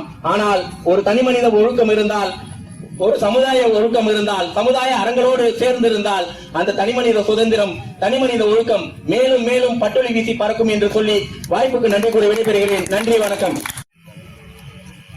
இப்பொழுது இரு அணிகளை சார்ந்த அணித் தலைவர் அவர்கள் தங்களுடைய தொகுப்புரையை வழங்குவார்கள். ஐயா கோபாலீஸ்வரர், மன்னிக்கணும் கோபாலீஸ்வரர் அவர்கள். அனைவருக்கும் மீண்டும் நன்றி. தனி மனித ஒழுக்கம் என்பது ஒரு மரத்தினுடைய ஒரு இலைவாவி. இலையில் சேர்ந்ததுதான் மரம். அந்த இலை மரத்தினுடைய கிளை, மரம், வேறு அத்தனையும் சேர்ந்த சமூகம். ஒரு இலை கண்டிப்பா வைக்க வேண்டியதான். ஆனா இலை மட்டுமே மரத்தில் ஒட்டியிருந்தா மட்டும்தான் அது மதிப்பு, இல்லைன்னா போயிடும். தனிமனித ஒழுக்கம் என்பது அறத்தை சார்ந்து, சமுதாயத்தை சார்ந்து விளங்குகின்ற பொழுது மட்டும்தான் அந்த ஒழுக்கமாக கண்டுபிடிக்க முடியும். அதாவது தனிமனித ஒழுக்கம் என்பது இன்னும் சொல்ல போனா ஒருவர் மட்டுமே செல்லக்கூடிய ஒற்றையடி பாதை இல்லை, இதை பல ஆயிரம் பேர் செல்லக்கூடிய தேசிய நெடுஞ்சாலை. அப்படி பயணித்தால் மட்டும்தான் இந்த சமூகம் இருக்கும். தனிமனிதன் என்று சொல்லுகின்ற பொழுது அவனை மட்டுமே சாரும். இப்போ இதுல பாத்தீங்கன்னா வள்ளுவன் என்பவன் ஒரு சாதாரண ஆள் கிடையாது. ஒரு மிகப்பெரிய ஞானி, மிகப்பெரிய ஒழுக்கச்சலனாக இருந்தால் மட்டும்தான் அது பண்ண முடியும். இந்த உலகத்தை படைத்த இறைவனே சரியில்லாத போது, அதாவது இறந்தும் உயிர் வாழ்தல் வேண்டியன் பறந்து கெடுக்க உலகிட்டான்னு சொல்லுறாரு. ஒரு மனிதன் பிச்சை எடுத்தா சாப்பிடணும்னு சொன்னா அவன் செத்தே போயிடலாம், அதாவது அந்த இறைவன் அழிந்தே போகலன்னு சொல்லுகிறார். அப்படிப்பட்ட ஒரு நல்ல பண்பு உள்ள திருக்குறள் திருவள்ளுவன் எப்படி ஒரு தனிமனிதன் சொல்லுவார்? தனிமனிதன் சொல்லியிருந்தா நிச்சயமா இது இவ்வளவு தூரம் இத்தனை காலம் நீண்டு நெளிந்து வாழ்ந்திருக்க முடியாது. எனவே இதில் பாருங்க, திருக்குறளில் இல்லாத சொற்களே கிடையாது. கல்வியா கற்க கசடற இல்லையா, வானவா விண்ணின்று பொழிப்பின் விரிநிறுவனத்தை உள்நின்று. இப்போ எல்லாமே திருவள்ளுவர் ஆங்காங்கே சென்று இந்த மனித சமுதாயம் நீண்ட நெடுவாழி வாழ வேண்டும் என்பதற்காக ஆயிரம் ஆண்டுகளுக்கு முன்பாக ஒரு மிகப்பெரிய வாழ்ந்த சமூகம் தான் இப்படிப்பட்ட ஒரு திருவள்ளுவரை உருவாக்கி இருக்க முடியும். அப்படி அவர் இருந்ததுனாலதான் இந்த திருக்குறள் இந்த அளவும் இருந்து கொண்டிருக்கிறது. இப்போ இந்த உலகம் நல்வழிப்பட்டதற்கும் தீய வழி செல்வதற்கும் திருக்குறள் தான் காரணம். எப்படி பாருங்க, திருக்குறளை படித்ததனால்தான் இந்த உலகம் இன்று வரை நிலைத்திருக்கிறது. திருக்குறளை படிக்காத அதனுடைய ஒழுகாதனால்தான் இந்த சமூகம் சீர்கெட்டு போகிறது. திருக்குறளை படித்திருந்தால் பண்பு வளர்ந்திருக்கும். பண்பின் பக்கம் போக வேண்டிய இந்த சமுதாயம் பணத்தின் பக்கம் போனதாலே பகட்டுக்கும் பதவிக்கும் போய் இல்லையா கொலை கொள்ளை குற்றம் என்று இன்று பல வகையில் சீர்கட்டு அழிந்திருக்கிறது. ஆனா இதை பண்பின் பக்கம் திருவள்ளுவரை உணர்ந்திருந்தால், திருக்குறளை படித்திருந்தால், திருவள்ளுவர் சொன்ன அந்த வழி நின்று இருந்தால் இந்த சமூகம் நீண்டு நிலைத்திருக்கும். இத்தனை அட்டுழியம் அணியங்களுக்கு துணை இருக்காது. எனவே இந்த திருக்குறளை போற்றி வணங்குவோம், புகழ்வோம் என கூறி இந்த வாய்ப்புக்கு நன்றி கூறி எங்களுடைய எண்ணெயிற்கு நன்றி கூறி இதனை நன்றி கூறி விடைபெறும். நன்றி, வணக்கம். நன்றி ஐயா. இறுதியாக தனிமனித ஒழுக்கமே என்ற அணியின் தலைவர் தங்களுடைய இறுதி வாதத்தை எடுத்து வைப்பார்கள்.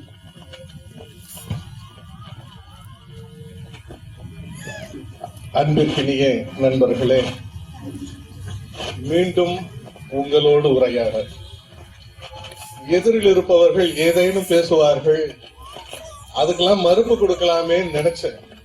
அவங்க பாவம் எங்களுக்கும் சேர்த்து அவங்களே பேசிட்டு போயிட்டாங்க. சொன்னார், ஆற்று நீர், கிணற்று நீர் இதெல்லாம் பயன்பாட்டுக்கு உதவுதுன்னு. ஐயா, நாங்க மறுக்கல, நாங்க நிலத்தடி நீர் அது தெரிஞ்சுங்க. தனி மனித ஒழுக்கம் என்பது நிலத்தடி நீர் போன்றது. அது என்னைக்கும் எங்க இருந்து உள்ள ஓடிக்கிட்டே தான் இருக்கு. நீங்க அதுல இருந்து பொத்தல் போட்டு எடுத்துக்கிட்டீங்கன்னா தான் உங்களுக்கு தேவையானதை எடுத்துக்க முடியும் அப்படிங்கிறது தான் எங்களுடைய அடிப்படை வாதம். அதுக்கு அடுத்தது பாவம் சொன்னாரு, ஒழுக்கமா இருக்கிறதுனா அது நாட்டுல இருக்கிறது சமுதாயத்துல இருக்கவங்க எல்லாம் ஒழுக்கமா இருப்பாங்க. ஒழுக்கம் இங்க அவசியம் இல்லை, காட்டுல இருக்க வேண்டியவங்களுக்கு எல்லாம் அவசியமானது. உண்மைதான், காட்டில் ஒழுக்கமில்லாத விலங்குகள் இருப்பதனால்தான் இந்த சமூகத்தில் இருக்கக்கூடிய மனித விலங்குகளை திருத்துவதற்காக தனி மனித ஒழுக்கத்தை கடைபிடிக்க வேண்டும் என்று நாங்கள் வலியுறுத்துகிறோம். விலங்குகளை யார் வேணா சுற்றி இருக்கலாம், அது கட்டுப்பாடு கிடையாது.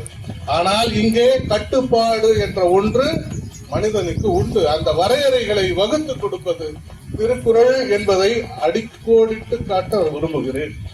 அடுத்தது பாவங்க, மேக்ஸ் டீச்சரா போயிருக்க வேண்டியவங்க 133 கூட்டினா 7 வருது, 1330 0 விடுங்க, கூட்டினா 7 வருது. 7 வருது, 7 வரணுங்கிறது தான் திருக்குறள். அது 7.5 ஆயிடக்கூடாதுங்கிறதுக்கு தான் நாங்க தனி மனித ஒழுக்கம் வேணும்னு சொல்றோம். 7.5 ஆயிட்டு இருக்கு, அதை திருத்துவதற்காகத்தான் தனி மனித ஒழுக்கம் என்பது முக்கியமானது. நாங்க அடிப்படைவாதமா முன்ன வச்சுக்கிட்டே இருக்கோம். ஒவ்வொருத்தரும் சரியா இருந்தா யாரும் ஒன்னும் கேட்க போறதே கிடையாது. தனி மனிதன் அவங்களே சொன்னாங்க, தனி மனிதன் தனி மரம் தோப்பாகுமா? தனித்தனி மரங்கள் இணைந்துதான் தோப்பாகிறது. அந்த தனித்தனி மனிதன் சரியான முறையில் திறன் வாய்ந்ததாக செழுமை வாய்ந்ததாக இருந்தா சமுதாயம் செழிப்பா இருக்கு. அதுல ஒன்றும் மாற்றமே இல்லை. இன்னொன்னு கவனிச்சீங்கன்னா தெரிஞ்சிருக்கோம், ஐயாவை வந்து நடுவரா இருக்காரு, பாவம் அவரு நிம்மதியா உட்கார்ந்து இருக்காரு. நான் சரியா முடிவு எடுப்பேன்னு நம்பி அவர் உட்கார்ந்து இருக்காரு. அவரை போய் எப்படி எல்லாம் லஞ்சம் கொடுக்குறாங்க பாருங்க. உங்க நூலை பிடிச்சேன், உங்க நூலை படிச்சு அதுல நீங்க இப்படி சொல்லியிருந்தீங்களா ஐயா, நல்லா இருந்தது தெரியுமா அப்படின்னு ஒரு பக்கம் இழுக்கிறாங்க. இன்னொருத்தர் அவரை நான் அந்த மேடையில பார்த்தேன், அவர் இப்படி சொன்னார். நாங்கெல்லாம் அப்படி கிடையாது பாருங்க. எங்க ஆள் என்ன சொன்னார், எங்க அணியில சேர்ந்த நண்பர், நீங்க இப்படி இருந்தா நீங்க பார்த்து செய்யுங்க அப்படின்னு நேரடியா சொன்னார். இதுதான் தனி மனித ஒழுக்கம். எதையும் பல பேர் முன்னாடி நேரடியாக வெளிப்படுத்துவது தனி மனித ஒழுக்கம். இல்ல பின்னாடி பார்த்துக்கலாம் நைஸா பேசுறது, அது ஒழுக்கம் அல்ல, ஒழுக்கற்று இருப்பதன் வெளிப்பாடு. அதனாலதான் அதெல்லாம் நாங்க ஏத்துக்கிறதே இல்லை. பாவம் பாவம் சொன்னாங்க, எல்லாம் டீ குடிச்சாங்க, எல்லாம் தனித்தனியா வாங்கி குடிச்சாங்க, நாங்க பக்கத்துல ஒன்னா போய் குடிச்சோம். நான் கூட பார்த்தேன், ஒரே கப்பலை எடுத்துட்டு வந்து இங்க நடுவுல வச்சுட்டு 10 பேர் சுத்தி நின்று அந்த கப்பலை உறிஞ்சு குடிச்சீங்களா? தனித்தனி கப்பலை தானே குடிச்சீங்க. அது கும்பலா சேர்ந்து குடிச்சா என்ன, நான் தனியா குடிச்சா என்ன, வீட்டுல உட்கார்ந்து குடிச்சா என்ன, எப்படி குடிக்கிறோம், எதை குடிக்கிறோங்கிறது தான் முக்கியம். ஆக உண்ணும் முறையில் இல்லை, அதை வகைப்படுத்திக் கொள்ளும் வகையில் இருக்கிறது அப்படின்னு தான் நாங்க சொல்றோம். சுவைத்தல் என்பது தனி, அவரவர்கள் சுவைத்து. எனக்கு வந்து இனிப்பு பிடிக்கும், சாப்பிடுவேன். உங்களுக்கு இனிப்பு பிடிக்காது, உடல்நல கோளாறு, சாப்பிட மாட்டீங்க. அதனால அதுக்காக அது கெட்டதுன்னு சொல்ல முடியாது. அதனால தனி மனிதன் ஒருவன் சரியாக இருக்க வேண்டாம். பாவம், ஒரு பாவம் ரொம்ப கஷ்டப்பட்டார். என்னடா இது நம்மள 3 பேர் காப்பாத்துவாங்கன்னு பார்த்தா 3 பேரும் காலவாரி விட்டுட்டாங்களேன்ற விரக்தியில வந்து நான் ஆரம்பத்துல இருந்து அவரை பார்த்துட்டு உட்கார்ந்துட்டு இருக்காரு. பாவம், அதுல தெரியக்கூடாதுன்னு செயற்கையா ஒரு சிரிப்பு வேற முகத்துல. என்ன பாவமோ, நீங்க போங்க. இவ்வளையும் சொல்லிட்டு என்ன பண்ணாரு, இது இலை, இது பூ, இது காம்பு, என்னையாது. நாங்க தான் சொல்றோமே, தனி மனித ஒழுக்கம் என்பது ஒவ்வொரு மரத்திற்கும் வேர் போன்றது. வேர், அதுதான் வேர். அதனுடைய உறுதித்தன்மையை பொறுத்துத்தான் சமூகம் அமைகிறது. அது சரியா இருந்தா தான் மேல இலை, காம்பு, தண்டு, வடம் எல்லாம், மத்த எல்லாம் எதுவுமே கிடையாது. அப்ப வேரின் உறுதித்தன்மை, நாங்க உள்ள இருக்க மாட்டோம். பாவம் அவர்கிட்ட கூப்பிட்டு நம்ம இந்த மரம் செடி வைங்க விதை கொடுத்தோங்க. அவர் என்ன பண்ணார், வீட்டுல எடுத்து போயிட்டு அந்த விதைய போட்டு தினமும் தண்ணி ஊத்துறாரு. ஊத்திட்டு எடுத்து விதையை பாக்குறாரு. என்னன்னு கேட்டேன். இல்ல அது சரியா முளை விட்டுச்சா, எப்ப விடும் எடுத்து பாக்குறேன். அந்த மாதிரி ஒரு விதைய கையில வச்சுக்கிட்டு அதை முளைக்க விடாம பண்ற வேலையை சமுதாயமா இருந்து நீங்க பண்ணிட்டு இருக்கீங்கன்றதுனாலதான் நாங்கள் விதையை சரியான வகையில் நட்டு, இதுல வேற பாவம் நம்ம பாருங்க, குடும்பத்தோட வந்திருக்காங்க. இவங்க தனித்தனியா வந்திருக்க வேண்டியதானே, தனி குடும்பம் தானே. அம்மா, நாங்க வந்து தனி மனிதன் ஒழுக்கம்ங்கிறது என்ன சொன்னாங்கன்னா, இங்கு வேறு ஒரு நாற்றங்காலில் தூவப்பட்ட விதை, அங்கு வேறொரு நாற்றங்காலில் தூவப்பட்ட விதை, இரண்டும் எடுத்து வயலில் நட்ட பின்புதான் குடும்பம் என்கின்ற விளைச்சல் விளைகிறது. அதை முதல் தெரிஞ்சுங்க. யாரையும் நீங்க எடுத்துட்டு வந்து திடீர்னு பண்ணிட முடியாது. தனித்தனியாக செப்பனிட்ட குடும்பங்கள் இங்கு ஒன்றிணைந்து ஒழுக்கத்தோடு விளைந்து கொண்டிருக்கிறது. அது முக்கியம்.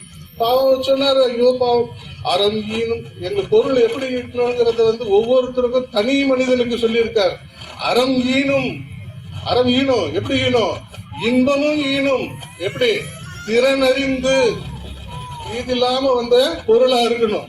தீதின்ற வந்த பொருளாய் இருந்தால்தான் உங்களுக்கு அன்பையும் வழங்கும், இன்பத்தையும் வழங்கும். நீங்க எல்லாத்தையும் எடுத்துட்டு போய் ஸ்விஸ் பேங்க் அக்கௌண்ட்ல போட்டுட்டு ராத்திரில தூக்கம் இல்லாம அலையிற கேசுக்குன்னு நினைக்கிறேன். அதனால் ஏற்பட்ட விளைவுகள் இன்றைக்கு வரைக்கும் நடந்து கொண்டிருக்கிறது.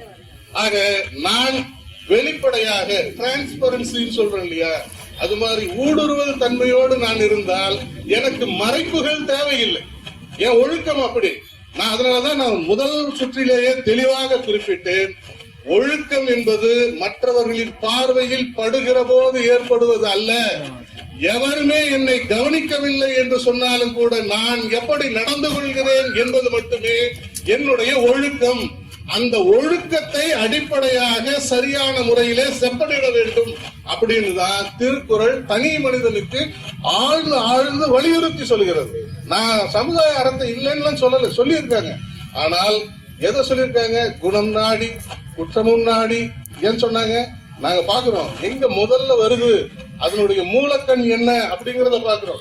எல்லா இடத்திலும் பிழைகள் இருக்கிறது, மறுக்கல. ஆனால் பிழைகள் எங்கு தோற்றுவிக்கப்படுகின்றன, எங்கு தோன்றுகின்றன, எவரால் தோன்றுகிறது அப்படிங்கிறத மூலத்தை கண்டுபிடித்து, நுண்ணறிவோட பார்க்கணும். நாங்க மூலத்தை கண்டுபிடித்து எந்த ஒரு செயலும் தனி மனிதனிலிருந்து தான் தவறுகள் பிறக்கிறது. அப்ப தனி மனிதனை சரியான முறையில் கட்டமைத்து விட்டால் நிச்சயமாக அடுத்த தலைமுறை சமுதாயம் செம்மையாக இருக்குங்கிறதுல மாற்றமே இல்லை. அதனாலதான் தனி மனித ஒழுக்கத்தை வலியுறுத்தி சொன்னது அறம். அந்த அறத்தை தான் இன்னைக்கு நாங்க படிச்சு சொல்லியிருக்கோம். பாவம், அவர் பாவம் கம்ப்யூட்டர் படிச்சுட்டு சும்மா இருக்காரு போல இருக்கு. கம்ப்யூட்டர்ல இப்படி இருக்கு அப்படி இருக்கு, வைரஸ் வந்துச்சுன்னா அது மட்டுமா கெடும், எல்லாத்தையும் கெடுத்துரும். நாங்க எங்களுக்கு தெரியுங்க. அதனாலதான் நாங்க எல்லா கம்ப்யூட்டர்லயும் வைரஸ் வரும் தெரிஞ்சு ஆன்டி வைரஸ போட்டு வச்சிருக்கோம். அதுதான் தனி மனித ஒழுக்கம். ஒவ்வொருவரும் சரியாக இருந்து விட்டால் ஆன்டி வைரஸ் மாதிரி எந்த வைரஸும் எங்களை எதுவும் செய்ய முடியாது. அதனால உள்ள விடவே மாட்டோம். அதோட மட்டும் இல்ல, பாவம் அதுக்கு தனி மனுஷனை பத்தி சொல்லும்போது சொன்னாங்க, இப்போ உங்களுக்கு எனக்கும் எந்த பிரச்சனை வந்தாலும் முதல்ல என்ன வருது? கோபம் வருது. அவரே சொல்லிட்டாரு 4 என்னென்ன.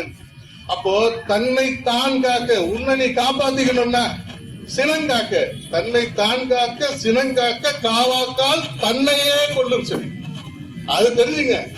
ஒவ்வொருத்தரும் தன்னுடைய கோபத்தை தானே கட்டுப்படுத்திக் கொள்ள அல்லது செயலிழக்க செய்யக்கூடிய வல்லமையை பெற்றிருந்தால்தான் அடுத்தவனோட நீங்க தொடர்புக்கே போக முடியும்.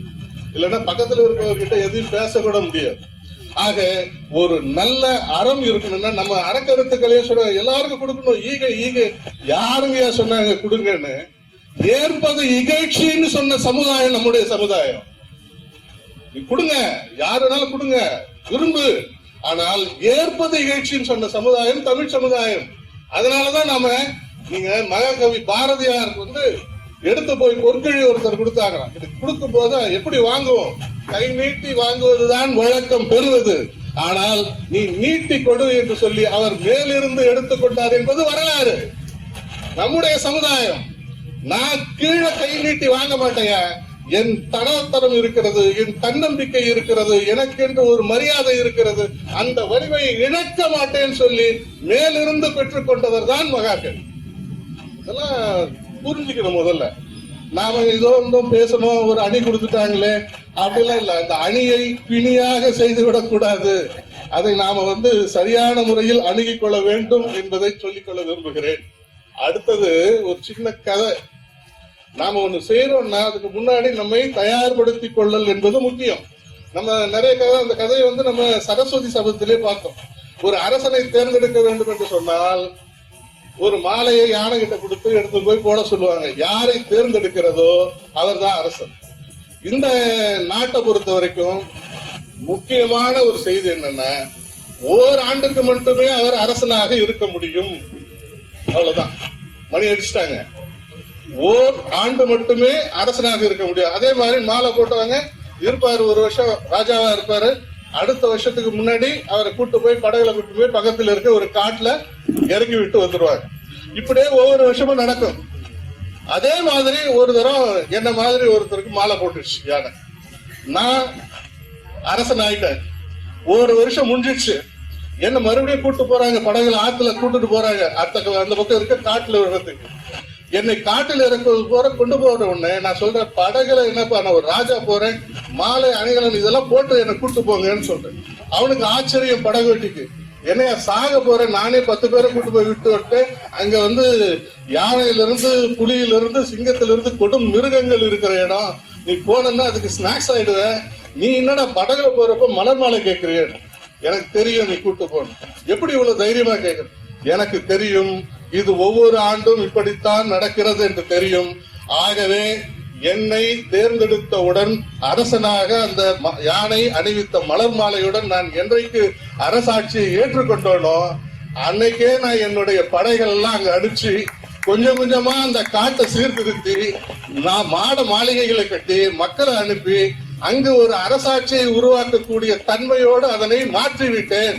இன்னைக்கு நான் இங்க இருந்து போறேன்னா அங்க போய் நான் ராஜாவாக போறையா, நான் போய் சாக போல என்று எதிர்காலத்தை திட்டமிட்டு வகுத்து கொண்டு தனக்கு கிடைத்த வாய்ப்புகளை பற்றி கொண்டு சரியாக முன்னேறுபவன் தான் தனிமனிதன், சரியா ஒழுக்கத்தில் இருக்கிறவன்.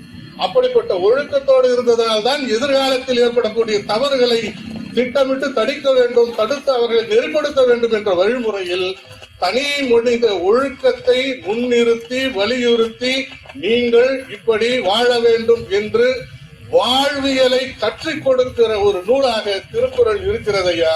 அந்த திருக்குறள் இந்த நிலையில் இருப்பதற்கான முக்கிய காரணமாக நீங்கள் பல நூல்கள் படித்து அந்த பல நூல்கள் எழுதி அவற்றையெல்லாம் மற்றவர்கள் படித்து உங்களுக்கு தனியாக ஏதேனும் கொடுத்தாலும் கூட அவற்றையெல்லாம் ஒரு சிந்தையாக எடுத்துக்கொள்ள வேண்டாம். தனி மனித ஒழுக்கம் என்பது இது எழுதப்பட்ட நீதி என்பதற்காக அல்ல. நீங்கள் சரியான நீதி எழுதினால் அந்த நீதியை ஏற்றுக்கொள்ளக்கூடியவர்கள் தனி மனித ஒழுக்கத்தோடு இருக்கக்கூடியவர்கள். சரியான தீர்ப்பு வழங்கப்படாவிட்டால் அது 144 போட்டு தடை உத்தரவோடு அது தடை செய்துவிடும் என்பதை நினைவில் இருத்திக் கொண்டு நீங்கள் தனி மனித ஒழுக்கம்தான் சிறப்புடையது. அந்த தனி மனித ஒழுக்கம் சிறப்புற்று இருந்தால்தான் அந்த தனி மனிதர்கள் ஒன்று கூடிய இந்த சமுதாயம் சிறப்பாக இருக்கும், செம்மையாக இருக்கும். அதற்கு அடித்தளமிடுவது திருக்குறள். திருக்குறள் என்று சொல்லி விஞ்சி நிற்பது தனி மனித ஒழுக்கமே என்பதனை ஆணித்தரமாக அடித்து சொல்லி இடம் சார்கிறேன். நன்றி, வணக்கம்.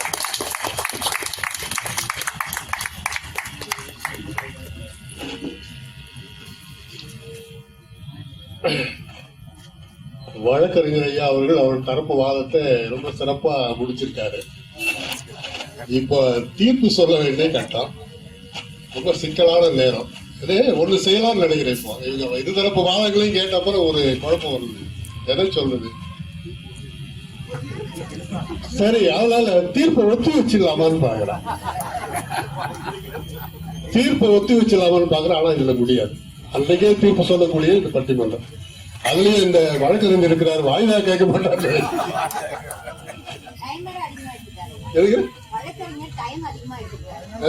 எடுத்துக்கிட்டாரு. ஒரு படத்துல ஒரு வழக்கு மனிதன் படம் நினைக்கிறேன், ஒரு உதயநிதி நடிச்ச படம். கடைசியில ஒரு கோர்ட் சீன் வரும்.